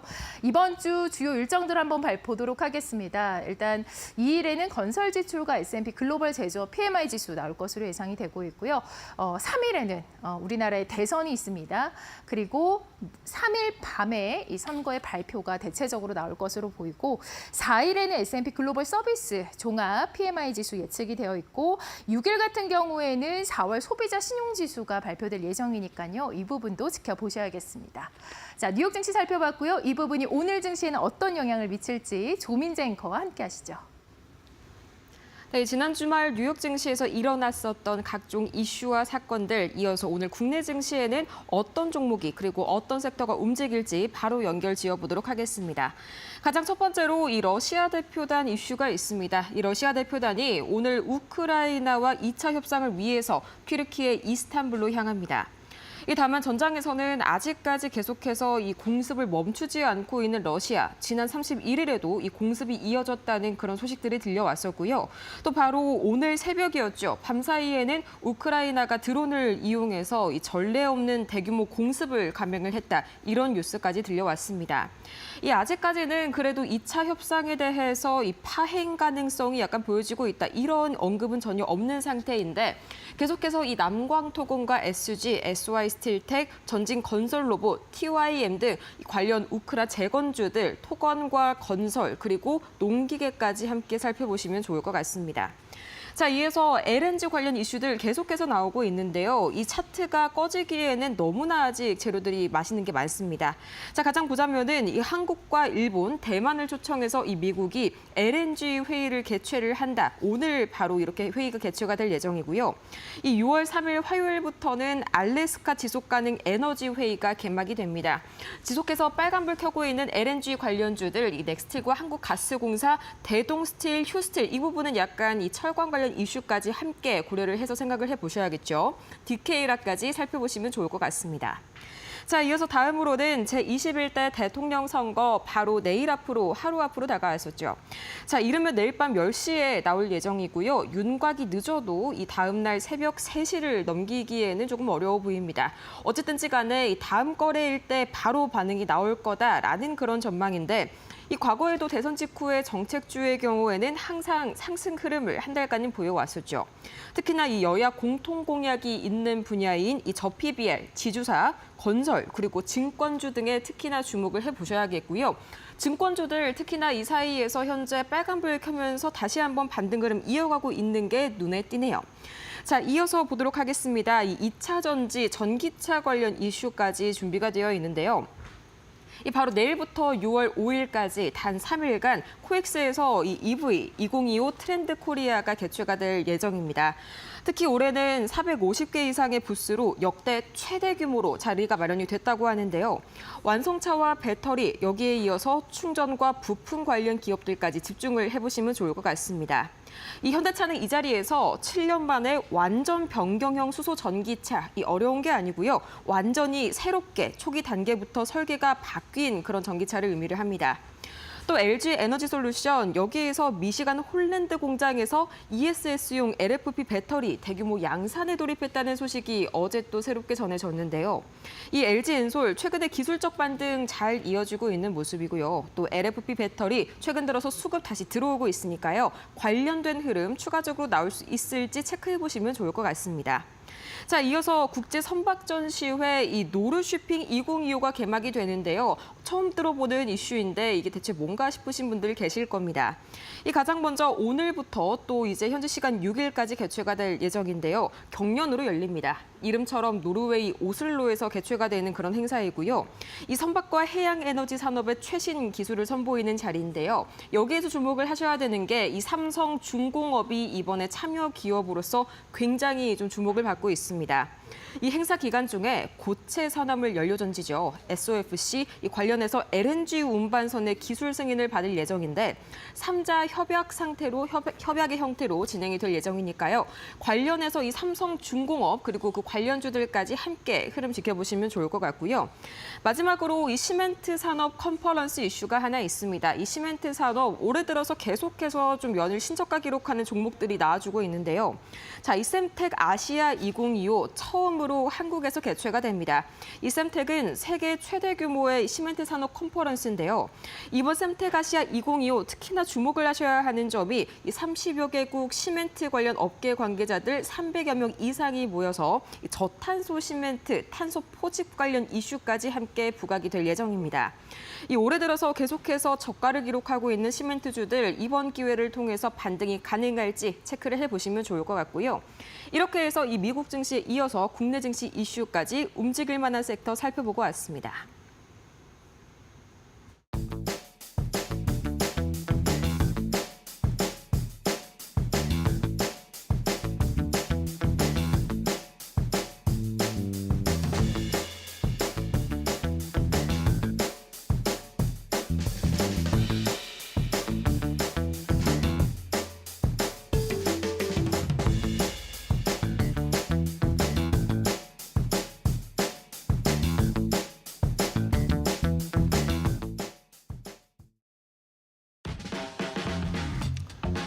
네, 여러분 주말 편안하게 잘 쉬셨습니까? 이제 6월이 됐습니다. 자, 오늘부터 또 6월 활기찬 또 한 달 잘 보내시길 바랐습니다. 무엇보다 또 이번 주 또 6월은 또 새 정부가 또 출범을 하고요. 여러 가지로 상당히 좀 굉장히 좀 엄중하고 경제 상황으로 봤을 때 엄혹한 상황이긴 합니다만 최근에 수출 데이터 같은 거 지난주에 나온 거 보면 이 주말에 나온 거 보면 좀 조금 이제 불안해지죠. 예, 그런 거 보면. 근데 또 뭔가 좀 새롭게 시작할 수 있는 또 한 주의 어떤 출발점이 아닐까 또 그렇게 생각을 하면서 6월 달 또 6월의 첫 주 시작을 해보겠습니다. 오늘 이데일리 신문은 증권면에 있는 주간 증시 전망부터 시작을 좀 해보도록 하겠습니다. 지난주에 시장 엄청 좋았죠. 보니까 코스피가 3.9% 올랐고요. 코스닥도 2.5%가 이 정도면 급등이죠. 한 주간에 4% 가까이 코스피가 올랐다는 얘기가 되는 거는 모멘텀이 여러 가지가 있었습니다. 일단 미국에서는 관세 리스크에 대한 완화 부담, 완화가 좀 되는 그런 게 있었죠. 물론 주 후반에 또 트럼프 대통령이 또 계속 또 시작을 하긴 했습니다만 또 주말 사이에는 또 이 철강하고 알루미늄의 관세, 이 품목 관세를 25%에서 50%로 더블로 올리는 또 그 얘기가 또 나왔습니다. 이게 아무래도 이제 이번 당장 오늘부터 이제 우리 시장에 영향을 미칠 수밖에 없을 텐데 그러니까 결국은 다시 관세 리스크가 수면 위로 부상을 하고 있다 이렇게 좀 봐야 된다는 점에서 봤을 때는 지난주 주 중반 정도까지의 호재가 주 후반 들어서 좀 악재로 바뀌는 그런 모습이 나타났고요. 국내에서는 역시 이제 대선 관련된 여러 가지 정책 수혜 기대감 이런 부분들 여전히 좀 살아 있고요. 무엇보다 지난주에는 이 한국은행 금리 인하 이게 또 좀 시장에 한몫을 했거죠. 그러다 보니까 또 앞으로 하반기 한국은행이 적어도 한두 번은 더 금리를 내릴 것이다라는 예고를 했습니다. 결국 이 얘기가 뭐냐면 시장이 계속해서 돈을 좀 투입을 시키겠다 이런 얘기가 되는 거고 계속 시장이 좀 유동성적인 측면에서 봤을 때는 여유가 좀 생길 수 있다라는 측면이죠. 근데 잘 아시는 것처럼 시장에 돈이 들어왔을 때, 즉 시중에 유동성이 풍부해졌을 때 그 돈이 이제 어디로 가느냐가 쉽게 얘기하면 이제 투자 측면에서 봤을 때, 자산시장 측면에서 봤을 때 이제 이게 가장 큰 관심사 아니겠습니까? 그리고 이 돈이 어디로 갈 거냐? 과거에는 주로 부동산으로 갔습니다. 그러다 보니까 이제 집값이 올라가는 그런 모습들이 좀 나타났고요. 지금 상황에서는 부동산으로 갈 가능성은 상대적으로 예전보다는 적죠. 규제도 있고 금리도 낮지 않고 그러다 보니까 또 이제 또 투자 측면에서 부동산 시장의 가치는 지금 굉장히 좀 좁아지고 있습니다. 뭐 대부분 서울 정도, 뭐 수도권 정도죠. 행정 수도가 뭐 다시 내려간다 등등 얘기 나와서 이제 세종시 집값이 좀 오르긴 했는데 최근에는 또 주춤하다고 하고요. 그러니까 결국 돈이 갈 곳이 주시장 정도, 뭐 해외 시장 정도 이 정도 되는 거죠. 근데 지난달에 서학개미들이 마이너스를 그러니까 순매도를 했다고 그러더군요. 그러니까 결국은 주식시장이 국내 증시 쪽으로 전체적으로 봤을 때는 가장 비중이 좀 높게 유입될 가능성이 크다. 이게 이제 한국 증시를 좀 긍정적으로 바라보는 또 배경이기도 합니다. 자, 이번 주 한번 보죠. 앞서 이제 사실 뭐 일정은 두 앵커분들이 뭐 자세하게 말씀하셨기 때문에 뭐 제가 다시 말씀드릴 필요는 없을 것 같고요. 중요한 지표들이 많이 나오는 것 정도 말씀을 드릴 것 같습니다. 미국에서도 뭐 제조업 지수, 서비스업 지수 나오고요. 그 다음에 이제 역시 이번 주에 제일 중요한 거는 하드 데이터 중에 제일 이제 중요하다고 봐야죠. 이 고용 지표, 이게 나오는 거가 굉장히 중요하고요. 서비스업 지수, 그다음에 제조업 지수 주춤하고 있는데 그 주춤이 아래쪽으로 계속 주춤일 것인지 아니면 조금 이제 위쪽으로 반등할 것인지 이런 부분도 좀 지켜보실 필요가 있겠습니다. 사실 올 초까지만 해도 중국의 지표는 사실 별 관심이 없었죠. 근데 이제 중국 지표들도 좀 관심을 좀 갖고 있습니다. 시장에서 중국 쪽으로 좀 자금이 이동하는 것도 좀 나타나고 있고 또 관심도 좀 많아지고 있죠. 뭐 최근에 또 AI가 이렇게 돌려봤더니 미국 쪽에 있는 빅테크들보다는 즉 M7보다는 중국에 있는 트리픽 10이라고 그러던가 하여간 표현이 좀 어렵긴 합니다만 중국의 기술주들에 더 관심이 좀 더 많이 나왔다. 이런 얘기도 나오는 거 보면 어쨌든 시장에서 중국에 대한 관심도가 분명히 올라가는 건 사실인 것 같습니다. 그다음에 이번에 좀 제가 봤을 때 또 중요한 포인트 하나는 대선이 일종의 세론의 출발점이 되지 않겠냐 이런 부분들도 한번 체크해 보실 필요가 있을 것 같습니다. 그걸 뭐 미리 알 수는 없습니다. 대선 결과가 나오고 그 다음날 시장에서 분명히 시장에서 이제 일단은 초반 분위기가 아마 당분간 적어도 이번 주나 다음 주 초까지의 어떤 기세를 가늠할 것 같은데 만약에 미스터 마켓이 대선 결과를 시장이 긍정적인 쪽으로 반응을 한다 그러면 더 갈 수도 있죠. 근데 반면에 시장에서 예상하는 쪽으로 결론이 나더라도 사실 그것 때문에 최근에 시장 주가가 많이 올랐던 섹터들이 많기 때문에 그들 섹터들이 계속 갈 것이냐. 예를 들어서 뭐 증권, 자산, 뭐 그다음에 지주사들 이런 종목들이 되겠죠. 그거는 좀 지켜봐야 될 문제일 것 같습니다. 그다음에 두 번째 기사 가보죠. 23계단 뛴 한화에어로 후진한 현대차. 예, 시가총액 얘기입니다. 하나에어로스페이스가 23계단이나 뛰어서 이제 시총 이제 10위권 안으로 이제 진입한 지 좀 꽤 됐죠.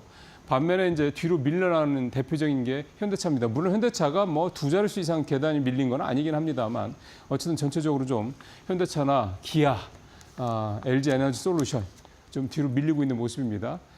되게 많죠. 이 작년 말 현재 시가총액하고 현재 시가총액 비교인데 삼성전자 하이닉스야 워낙 시가총액 사이즈가 다르기 때문에 좀 별개로 봐야 되고요. 삼바가 좀 올라왔죠, 한 단계. LG 에너지 솔루션 한 단계 떨어지고 하나에어로스페이스가 5위로 올라왔다. 이거 사실은 굉장히 중요한 겁니다. 방산의 이제 대장주죠. 그다음에 KB금융 또 KB금융도 꽤 올라왔죠. 현대차가 두 단계 내려갔고요.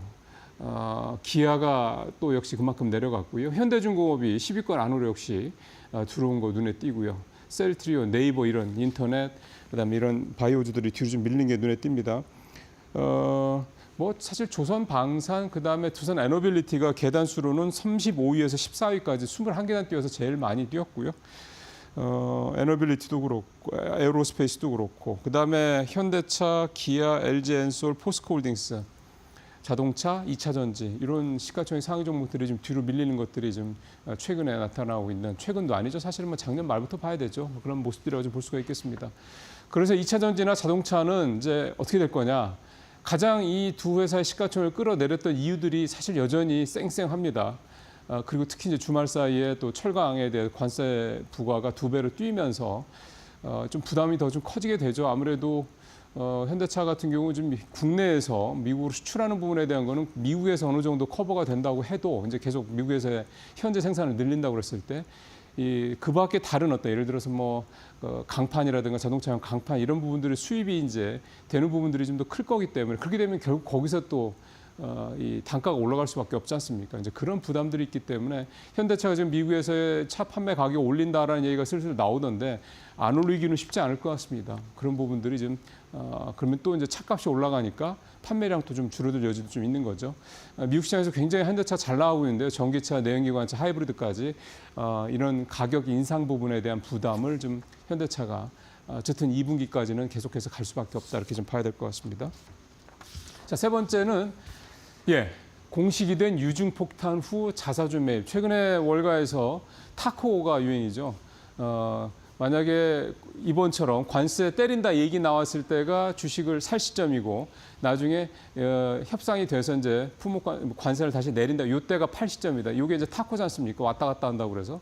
그것 때문에 또 트럼프 대통령이 열받아가지고 더 뭐 올렸다 이런 얘기도 나오긴 하는데 어쨌든 사실 요즘에 우리 주식시장에서 대형주, 특히 유상증자 많이 하는 유상증자 대규모로 한 데들이 결국 비슷한 게 아닌가 봐야 됩니다. 병 주고 약 준다는 얘기죠.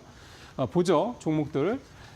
포스코 퓨처엠, 삼성 SDI, 하나 에어로스페이스가 대표적입니다. 대부분 다 대형주들이고 유상증자를 조 단위로 한 그런 종목들입니다. 그렇게 하고 난 다음에 이제 경영진들이 자사주를 이제 매입을 하는 그런 모습들이 나타나고 있습니다. 잘 아시는 것처럼 유상증자는 주가의 악재죠. 특히 작년부터는 유난히 유상증자를 하면 시장에서 약간 철퇴 비슷하게 주가가 많이 떨어지는 모습이 나타나고 있고요.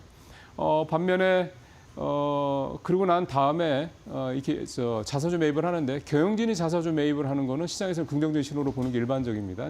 이제 그런 모습들을 좀 보여주고 있다는 거죠. 미안해. 근데 일단 회사가 살기 위해서는 어쩔 수 없어. 대신 우리 경영진들이 월급에서 우리가 갖고 있는 돈에서 자사주 사서 조금 그러니까 경영진들이 사니까 너무 걱정하지 마. 결국 시간이 좀 걸리더라도 우리 회사의 미래는 밝을 거야. 이런 희망의 어떤 모습을 보여준다 이런 건데요. 주가는 사실은 에어로스페이스 정도 말고는 포스코 퓨처엠도 그렇고 삼성 SDI도 그렇고 안 좋죠. 사실은 바닥을 모르고 사실 계속 여전히 좀 부진한 모습입니다. 지난주에 2차 전지가 좀 반등을 했는데 시장에서 나오는 반응도 이게 무슨 이젠 바닥 찍고 반등한 거냐 이렇게 보는 분위기가 크지는 않은 것 같습니다. 무슨 얘기냐면 2차 전지는 지금 바닥권을 아직도 찾고 있다는 얘기가 좀 된다는 거죠. 이것만큼 불안한 얘기는 없습니다. 그러니까 바닥을 찾았다는 얘기가 나오면 그래 그러면 기다릴 수 있는 거지 않습니까? V자 반등까지는 아니더라도 어쨌든 나이키가 돼서 이렇게 쭉 올라갈 수 있는 거니까. 근데 바닥을 아직 찾고 있다는 얘기가 나온다는 얘기는 더 떨어질 수 있다는 얘기니까 이것만큼 사실은 투자자들한테 힘든 얘기는 없는 건데 지금 2차 전지는 여전히 좀 그런 모습이다. 이렇게 좀 볼 수가 있겠습니다.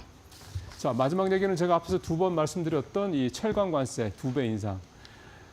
25%도 사실은 쉽지 않죠. 왜냐하면 우리가 미국에 철강 수출을 해서 알루미늄 수출을 해서 마진이 25% 이상 남는 게 아니기 때문에 절대 그렇게 남을 수가 없죠. 이케아 10% 전후일 텐데, 근데 이게 25%까지 올린다는 얘기는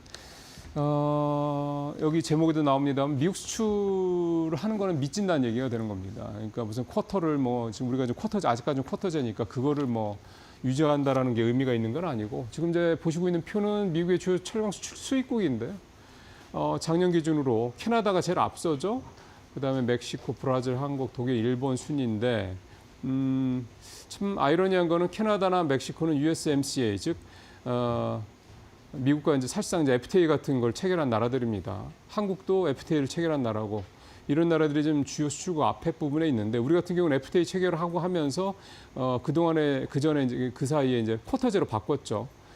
안정적이긴 했는데 그래서 이번에 관세 부과가 되고 하면 우리가 조금 더 뭔가 쿼터가 제가 없어지는 거니까 양을 늘릴 수 있는 기회가 되지 않겠냐 싶었는데 아직까지는 그렇게 보기에는 너무 과하게 좀 장밋빛인 거죠.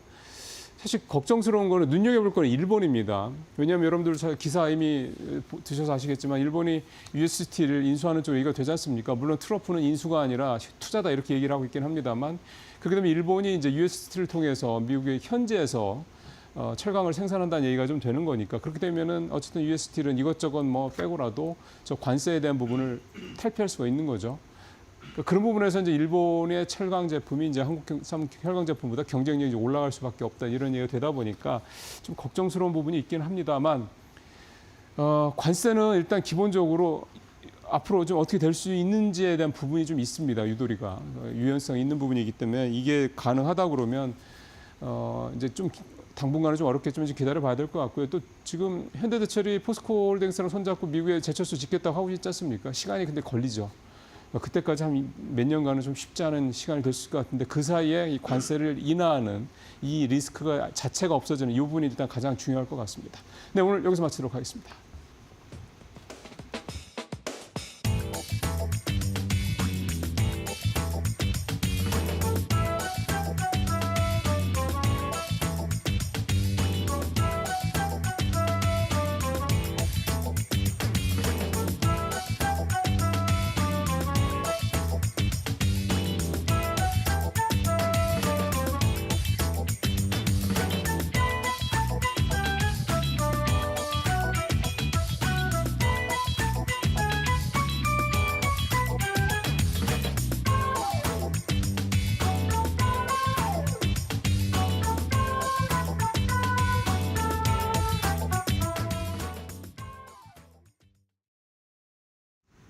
네, 마켓 비하인드 이어가 보도록 하겠습니다. 오늘은 김영재 유진투자증권 서울 WM센터 이사 모셔봤습니다. 어서 오세요. 네, 안녕하십니까? 네, 벌써 6월입니다. 네. 네, 지금 거의 뭐 1년 절반이 지나간 것 같은 그런 체감이 드는데 우리 이렇게 돌아보기 앞서서 5월 시장이 벌써 좀 마무리가 상당히 좋게 됐지 않습니까? 네. 한번 5월 시장 어떻게 흐름 흘러갔는지 점검을 한번 해보도록 할까요? 네, 뭐 5월도 4월과 마찬가지로 상승 흐름 이어졌는데요. 코스피 같은 경우가 5.5% 상승, 코스닥은 2.4% 상승했고 글로벌하게는 나스닥이 무려 9.6% 상승해서 뭐 가장 높은 상승을 기록했는데 상당히 좋은 수익률이었다라고 볼 수 있겠습니다. 뭐 원달러 환율도 한 달 동안 53.7원 하락해서 1,383원대로 마감을 했고요.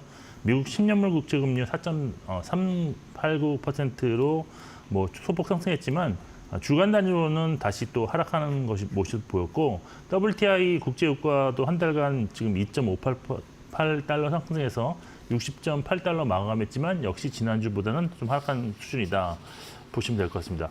뭐 주요 이슈로는 월 초반에 미국의 예상보다 좋았던 고용 지표로 인해서 증시 반등이 이어진 상황에 중순에 이제 미중 관세 협상 타결 소식이 나오면서 미국 증시가 이제 급반등에 성공했다라고 보시면 되는데 그 이후에는 이제 미국의 신용등급 하락도 있었지만 이 영향으로 달러 약세가 전환되고 또 채권 시장에서 뭐 금리는 좀 상승하는 모습인데 금융시장에 미치는 영향은 좀 제한적이었다고 볼 수 있겠습니다. 국내에서는 뭐 양호한 실적 시즌이 이어지는 가운데 지난 금통위가 이제 기준금리를 2.5%로 이제 좀 25pp 인하하면서 금리 인하 수혜 업종이 뭐 상승하는 그런 모습이 좀 나타났는데요.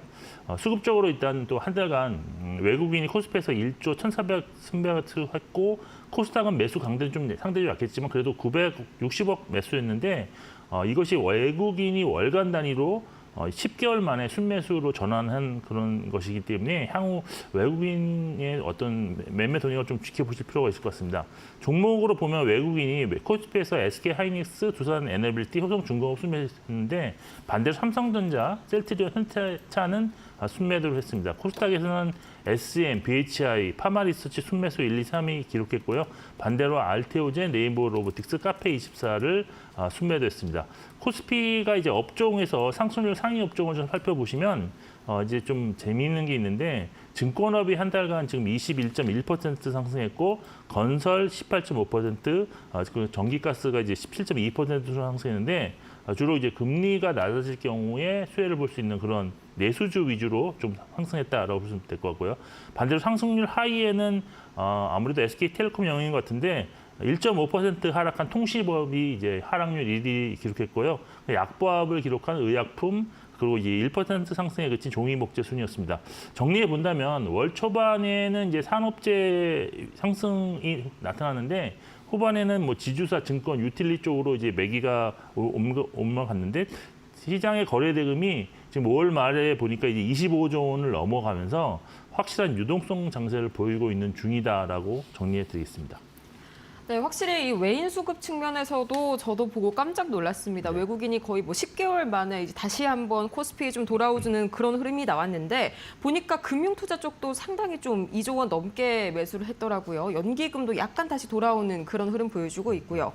특히나 5월 들어서 이 외인이나 연기금이 다시 한번 좀 돌아오게 된 특별한 배경이 있을까요? 제가 볼 때는 매크로 환경적으로 볼 때는 특히나 이제 우리나라만 이제 들어오는 건 아니고 제가 볼 때는 이제 글로벌하게 선진국 시장에서 이제 유럽 쪽이라든지 아니면 신흥국 쪽으로 자금이 이제 좀 이동하고 있지 않나라고 판단할 수 있는 게 있습니다. 그 아무래도 미국에서의 달러화가 좀 약세 흐름으로 지금 전환되는 상황에서 또 미국의 고용이라든지 이런 건 양호하지만 그래도 이제 자금 자체가 지금 집중 쏠림 현상에서 이제 약간 분산하는 그런 효과가 좀 나타나지 않았나라고 저는 개인적으로 보고 있고 그 와중에 국내에서도 특히 원화가 상대적으로 상당히 지금 강한 모습을 나타나고 있는 것도 하나의 좀 긍정적인 그런 신호가 되지 않았나라고 보고 있는데 아무래도 지금 뭐 탄핵 정국에 있어서 상당히 안 좋았던 불안정했던 고환율의 지금 원달러 환율이 지금은 이제 1,360원대까지도 하락하는 그런 모습을 보이기 때문에 그리고 또 추가적으로 하락할 수 있다는 그런 전망들이 나오고 있다는 점에서 외국인들의 어떤 매수 강도는 점진적으로 좀 더 강해지지 않을까라는 개인적인 바람이 있습니다. 상당히 듣기만 해도 너무 기분이 좋아지는 네. 그런 소식이네요. 외인이 더 많이 좀 순매수력을 보여준다니. 근데 조금 더 불안한 점은 코스닥이 아무래도 상방이 계속해서 제한적인 모습이 나오고 있는 게 좀 불안 요소인 것 같습니다. 실제로 좀 투자자분들께서도 코스닥 쪽은 분위기가 많이 엇갈리는 그런 상황이에요. 코스닥 앞으로 환율 하락이 진행이 추가적으로 된다면 코스피에 비해서 더더욱 좀 상방 경직성이 강해질까요? 일단 코스닥의 가장 큰 문제점은 지금 현재 이제 기존에 가장 중요하게 보고 있는 시총 1위가 이제 알테오젠이라고 보시면 되는데 아까 이제 의약품 업종의 상황이 5월에서 가장 낮은 수익률의 2등이었다는 점을 보신다면 지금 이제 코스닥에서 상당히 지금 주목해야 되는 큰 두 가지 업종이 상당히 약세다. 그게 바로 제가 보기에는 지속적으로 약세를 기록했던 바이오 그리고 지속적으로 약세를 기록한 2차 전지 업종입니다. 이 두 업종이 사실 코스닥에서 보시면 상당히 높은 시총을 기록하고 있는 종목들이 많기 때문에 지수는 상대적으로 상당히 약한 모습을 보이고 있는 상황입니다. 근데 반대로 제가 요거는 이제 6월 전망에서 말씀드리려고 했는데 의약품 업종이 하반기에 상당히 강할 수 있다는 그런 내용이 있습니다. 그래서 그거만큼은 만일 들어보신다면 의약품 업종이나 바이오는 하반기에는 좀 나쁘지 않을 수도 있다라는 그런 희망을 갖고 수 있는 그런 내용이 있기 때문에 제가 볼 때는 아직까지는 그렇게 큰 실망을 하실 필요는 없고 그렇지만 사실 코스닥 내에서도 개별 종목 위주로 는 상당히 지금 유동성 장세에서 크게 상승한 종목들도 많이 나오고 있기 때문에 지수에 너무 연연하지 마시고 종목을 보시라고 말씀드릴 수 있겠습니다. 네, 이 5월에 제약바이오가 뒤에서 꼴찌에서 2등이라니 뭐 상당히 좀 실망스러운 결과긴 했는데 6월에는 좀 기대해 볼 만하다고 말씀을 주시니까 좀 마음이 놓이는 것 같습니다. 자, 근데 6월에는 비단 뭐 제약바이오 이슈만 있는 게 아니죠. 우리 당장 이제 내일 대선을 앞두고 있는데 관련해서 또 잠깐 좀 뭔가 정치적인 리스크 때문에 외인 수급이 뭐 빠졌다가 들어갔다가 이런 부분들이 나올까 봐 좀 두렵습니다. 어떻게 봐주실까요? 글쎄요, 뭐 제가 볼 때는 그러기에는 아직까지는 뭐 외인 수입이 국내 정치 대선으로만 움직였다고 저는 개인적으로 생각하지 않고 있기 때문에 그런 면에서는 상당히 좀 뭐 그렇게 크게 우려하지 않아도 된다라고 보고 있고 그리고 이제 대선에서 중요한 거는 저희는 지금까지 그 정책 관련해서 정책 관련주들이 상승한 면이 분명히 있습니다. 뭐 로봇도 그랬고 AI도 그랬고 건설도 지난 대선 과거 두 차례 대선에서 상승 흐름이 항상 나왔었기 때문에 그리고 반대로 대선 이후에 급락하는 모습이 두 번 직전에 나왔기 때문에 그럼 건설이 이번에 급락할 것이냐에 대한 것이 저는 개인적으로 상당히 큰 관심사인데 근데 지난번에도 계속 말씀드렸지만 이번에야말로 지금 건설에 대한 부양책이 가장 시급한 그런 상황이다. 상당히 지금 내수 경기가 정말 안 좋다. 뭐 최근에 아시다시피 한국은행 금통위가 지금 2월과 5월에서 뭐 금리 인하를 했지만 올해 경장 성장률 전망치 자체도 지금 이제 지금 0.8%까지도 확 낮춘 상황입니다. 이런 점을 본다면 너무나도 지금 추경도 좀 추가로 뭐 잡아야 될 것 같고요. 또 금리도 추가적으로 인하를 할 수밖에 없는 상황이기 때문에 저는 이제 건설업이 경기를 부양할 수 있는 가장 큰 수단이기 때문에 아무래도 건설업이 추가적인 상승 가능성이 높다. 그리고 저금리라는 이 트렌드가 지속된다고 한다면 5월 달에 나왔던 특히 하반부에 나왔던 주도 업종에 대한 그런 상승은 높아질 수 있다. 그리고 이제 말씀을 좀 드려야 될 것 같은데 6월에는 이제 상반기 수익이 결정되는 중요한 날입니다. 달입니다. 근데 최근 증권사 지표에서 흥미로운 그런 리포트가 나왔는데 코스피 상반기 수익률이 플러스로 마감되느냐 아니면 마이너스로 마감되느냐에 따라서 업종 간의 수익률이 좀 달라진다는 그런 얘기가 있는데요.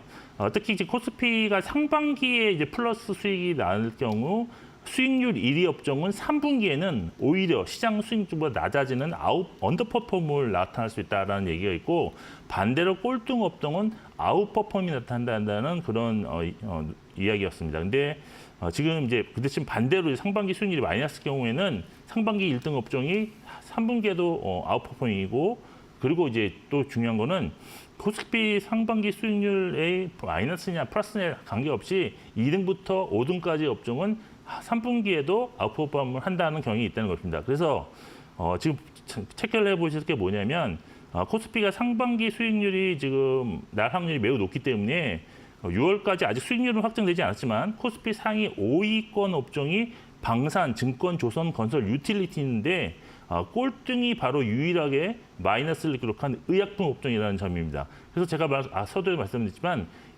지금은 거의 이제 상반기 수익률이 코스피가 플러스 날 확률이 높기 때문에 그러면 3분기에는 아웃퍼폼할 수 있는 업종이 뭐냐? 상반기 1월부터 6월에 꼴등을 할 가능성이 매우 높은 의약품 업종이 오히려 3분기에는 상당히 약진할 수 있다. 뭐 그렇게 보시면 될 것 같습니다. 그래서 정리해 보면 앞서 말씀드린 업종 중에서 지금 플러스가 이제 코스피가 날 확률이 높기 때문에 방산 업종은 좀 경계할 필요가 있다라고 정리해 드리겠습니다.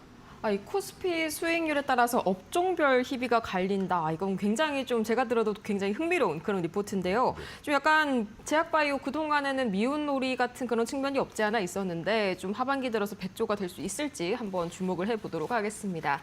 근데 또 제약바이오뿐만이 아니라요. 저도 마찬가지로 좀 건설 쪽에 최근에 시선이 많이 가더라고요. 이 금리 인하가 하반기 들어서 또 한 번 더 뭔가 이루어질 수 있다. 약간 이런 전망도 우세한데 관련해서 건설 업종 그리고 금리 인하 이외의 수혜주들 어떤 게 있을까요?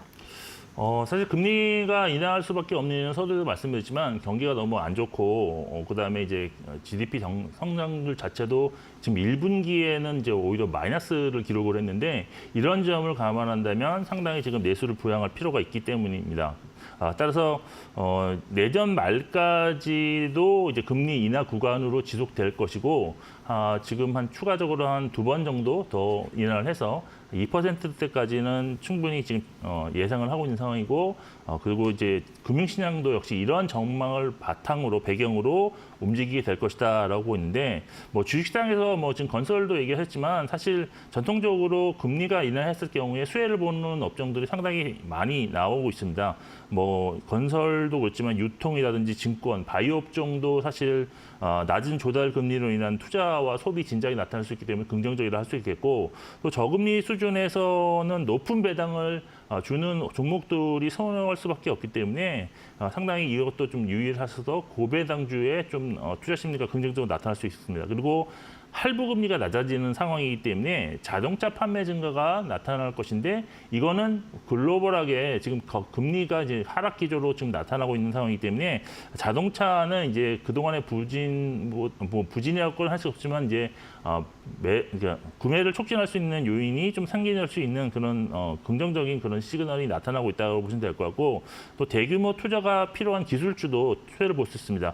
그리고 또 이제 인플레이션이 결국은 나오길 수 있기 때문에 자산 가치가 좀 더 중요하지 않을까라고 보셔서 저 PBR주도 투자 매력도가 높아진다라고 보고 있는데 반대로 이제 금리가 이제 하락할 때 소외주는 이제 은행, 보험 아니면 뭐 원자재 업종인데 뭐 은행은 대출 금리가 낮아지기 때문에 당연히 예대 마진차가 줄어들어서 나쁠 수는 있는데 근데 또 반대로 이런 논리도 있습니다. 항상 경험했던 것인데 그럼 대출이 더 많아지면서 오히려 실질적으로 그 수익 그 강도 이런 절대 수익 규모는 더 증가했던 경험이 지금까지는 계속 나타났기 때문에 증권주가 그렇게 뭐 하락한 면은 없었다라고 볼 수 있고 보험은 아무래도 채권으로 투자를 많이 했기 때문에 이자에 대한 그런 수익성이 낮아질 것이기 때문에 상당히 좀 안 좋을 수도 있는데 근데 최근에 보험이 올라가는 거 보면 그동안 소외되었던 중에서 유동성 장세로서 좀 못 오르는 업종을 좀 선택하다 보니 보험 업종도 상당히 지금 강하게 올라오고 있다는 점도 참고하실 필요가 있고 원자재 업종은 금리 하락기에 하락 가능성이 있기 때문에 좀 그런 점이 있습니다. 그래서 결론적으로는 금리가 하락하는 동안에는 시중 유동성 증가에 따른 위험자산 선호 심리가 지속될 수 있기 때문에 주식시장도 일단은 상승 흐름으로 좀 보시면서 접근을 하실 필요가 있다가 합리적인 결론이 되지 않겠느냐라고 판단하고 있습니다. 네, 이후에도 이 상승 흐름으로 포지션을 잡고 한번 대응을 해보면 좋겠다라고 긍정적인 말씀 남겨주셨고요. 이렇게 해서 오늘 김영재, 유진투자증권 WM 서울센터 이사 함께 해봤습니다. 좋은 말씀 고맙습니다. 네, 이렇게 해서 오늘 저희가 준비한 소식은 여기까지입니다. 내일은 드디어 이 제21대 대통령 선거를 앞두고 있죠. 저희는 하루 쉬고 반드시 투표 참여하시고요. 그 다음 날에 더 유익한 소식 들고 찾아오도록 하겠습니다. 오늘도 함께해 주신 여러분 고맙습니다.